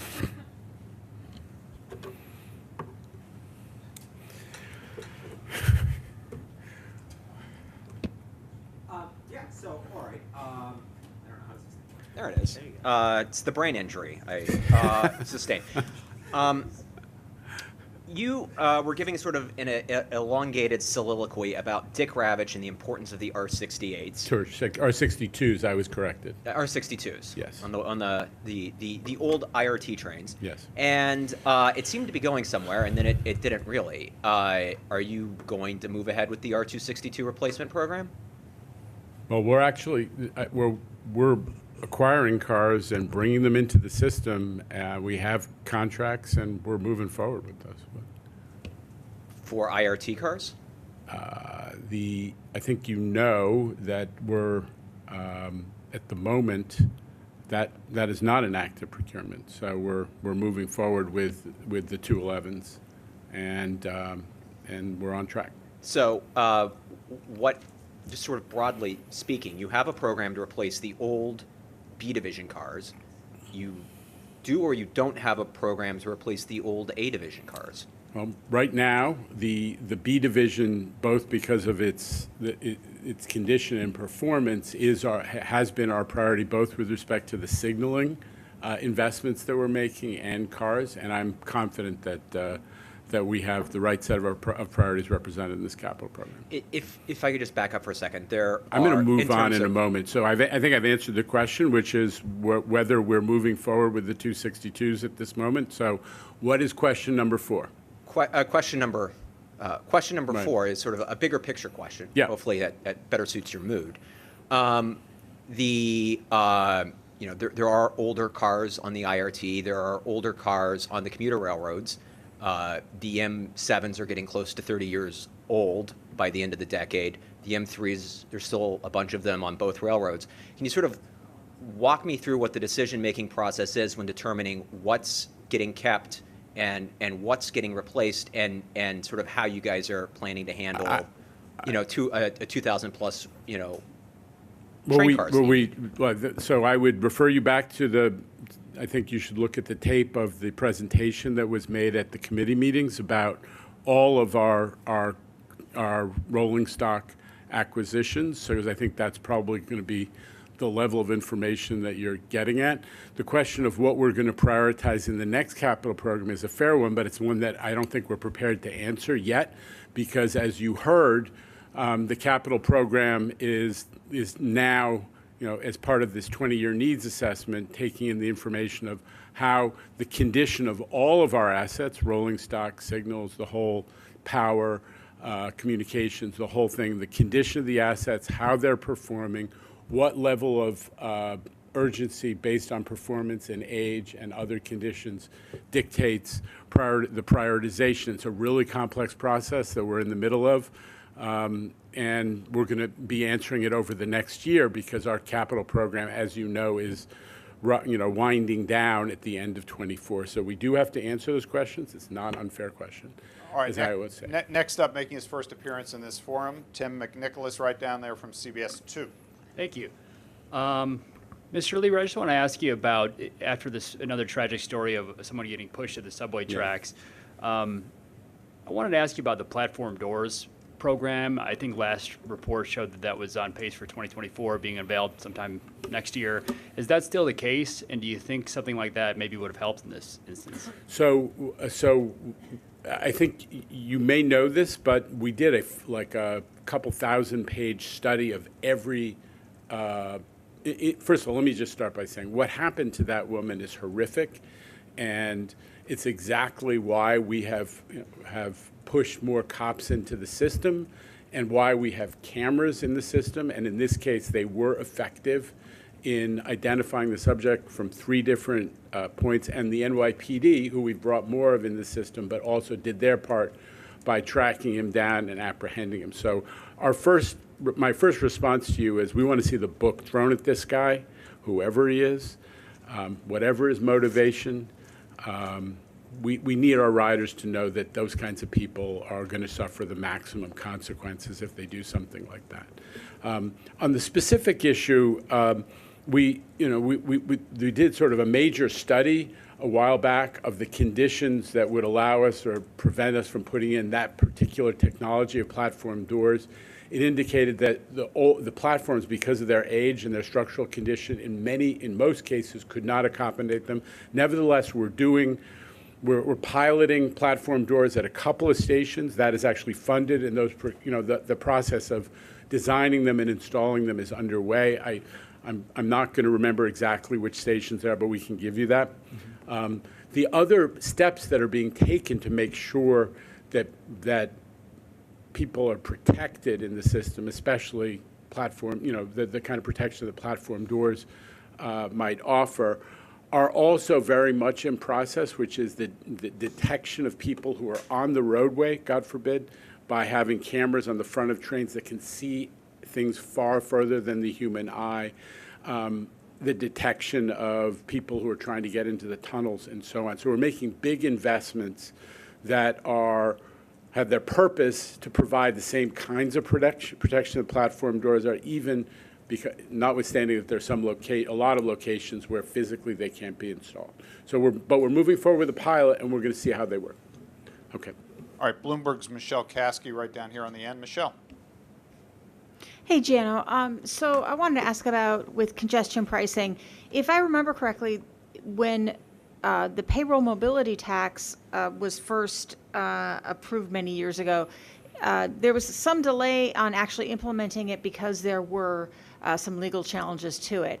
But with congestion pricing, you said that you do anticipate that might happen, but what I'm wondering is from which entities or organizations or people is the MTA anticipating that you might get some legal challenges on congestion pricing, and what are you doing to prepare for that? I don't know who. It's just when you have something that is very controversial, there are frequently challenges to the environmental documents and the environmental process. That's what I was saying, is that history suggests that when you do a complex environmental review federally, that there's always somebody who challenges it. So more than that, I can't say. But we're prepared, and the most important preparation we did was to do a great big environmental assessment, kind of unprecedented level of detail for the type of environmental process that the feds asked us to do, which is called an environmental assessment. We did so much more outreach than had ever before been done for an environmental assessment. And I think that's, when you ask about preparation, I think the answer is to do a very, very thorough environmental review. Okay. All right, Ben Brockville down there in the end from AM New York Metro. Ben. Hey, Jano. So first, I want to ask about this situation with Connecticut. I wanted to ask specifically. So if this budget proposal comes to pass and they cut a lot of money from Metro North, do you think that the MTA and or New York State should be picking up the tab specifically to keep service at a baseline level? Well, I mean, I think that our responsibility is to protect New York commuters, Metro North New York commuters, to the maximum extent possible. So there is contingency planning going on. I'll ask Kathy to join me.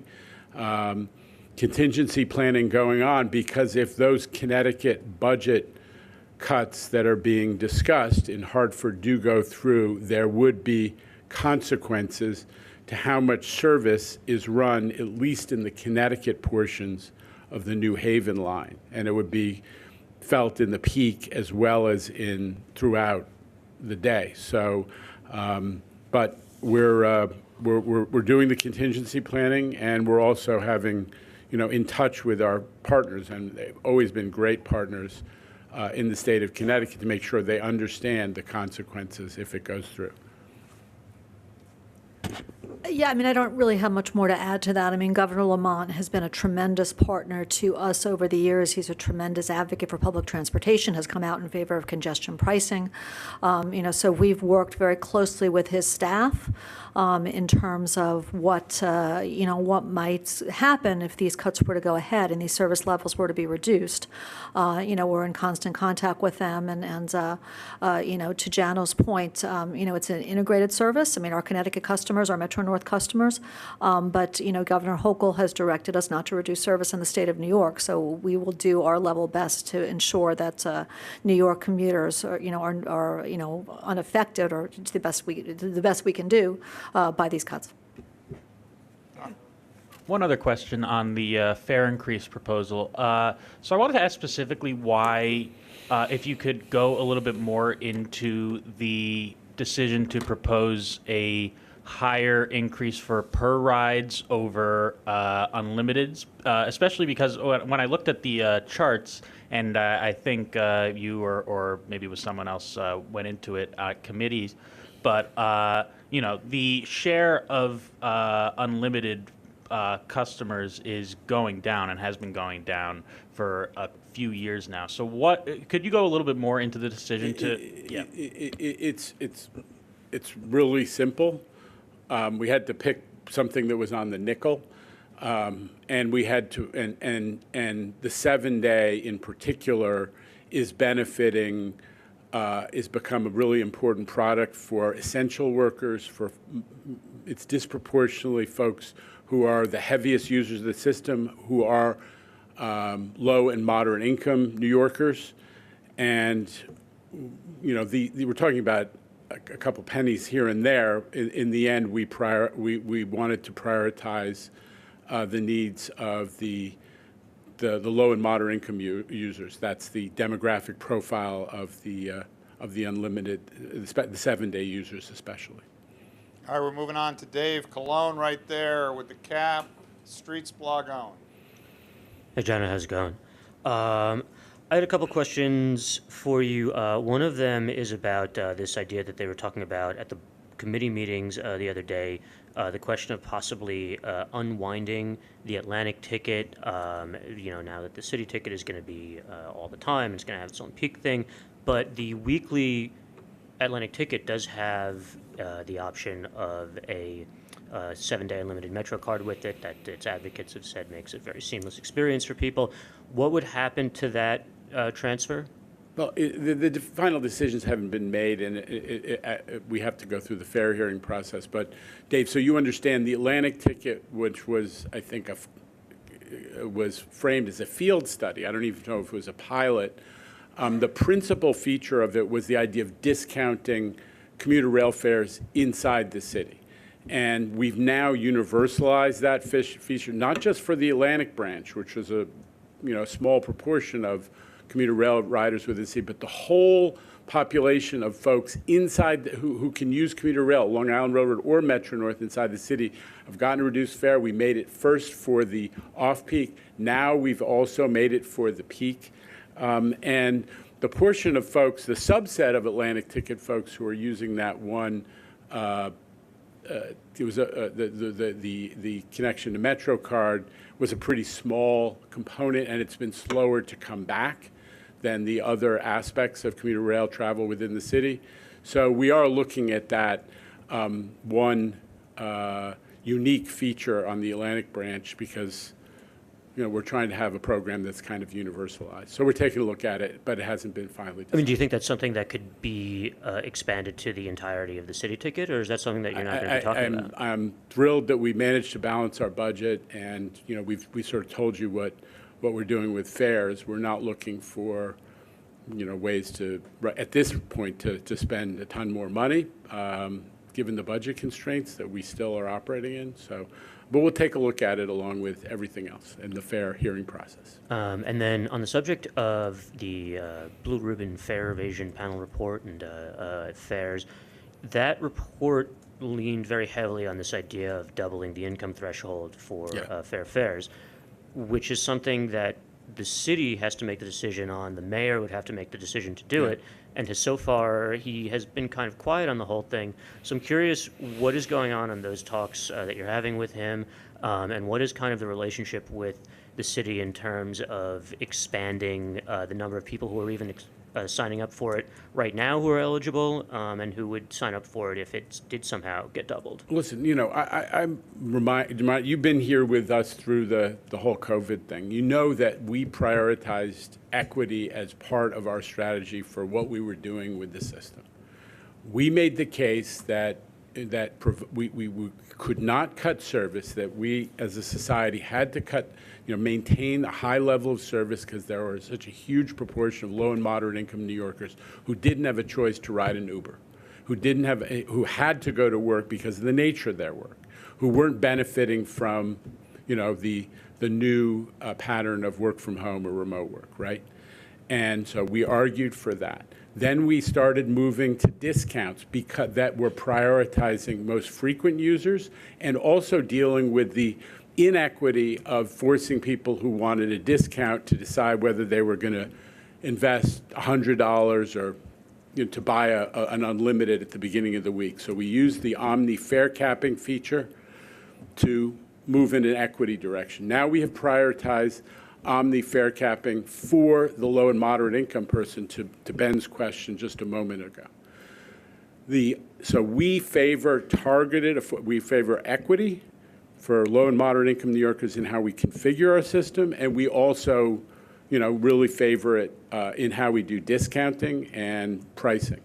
It's no secret that we are strong proponents of the Fair Fares program, and we've worked closely with the city. They've been great to try to get more people enrolled. This is a program that there are like 700,000 or 800,000 New Yorkers who are eligible for, but only something like 200,000 are even receiving the benefit, and even a lower proportion are actually using it. They may not even know that they have the benefit because they get it when they get some other public benefits, right? So we've been proponents of this, but we are not in the middle of the discussion with the mayor. The mayor and the council are working that out. But we urge everybody who's in that discussion to consider expanding eligibility for fair fares, because it is, I think, the right way to make sure that that we're maximizing equity and opportunity and access to transit in the system. But are there any backup plans if the city doesn't come through with that? Any backup ideas? We're not at this stage. It's really a discussion that has to happen between the mayor and the council. All right, Evan Simcoe Bednarski closing us out today from the Daily News. Evan. Hey, Jenna. So I've got two questions. One is to go back to the Connecticut potential issue on Metro North, which is given the, marching orders such as they are to maintain service and hold service as harmless as possible by the state of New York. Does that mean if this, if there's a dearth of funding, that it's going to only affect the New Haven line, or is there some consideration given in the contingency planning to moving trains around among the lines to sort of distribute the pain?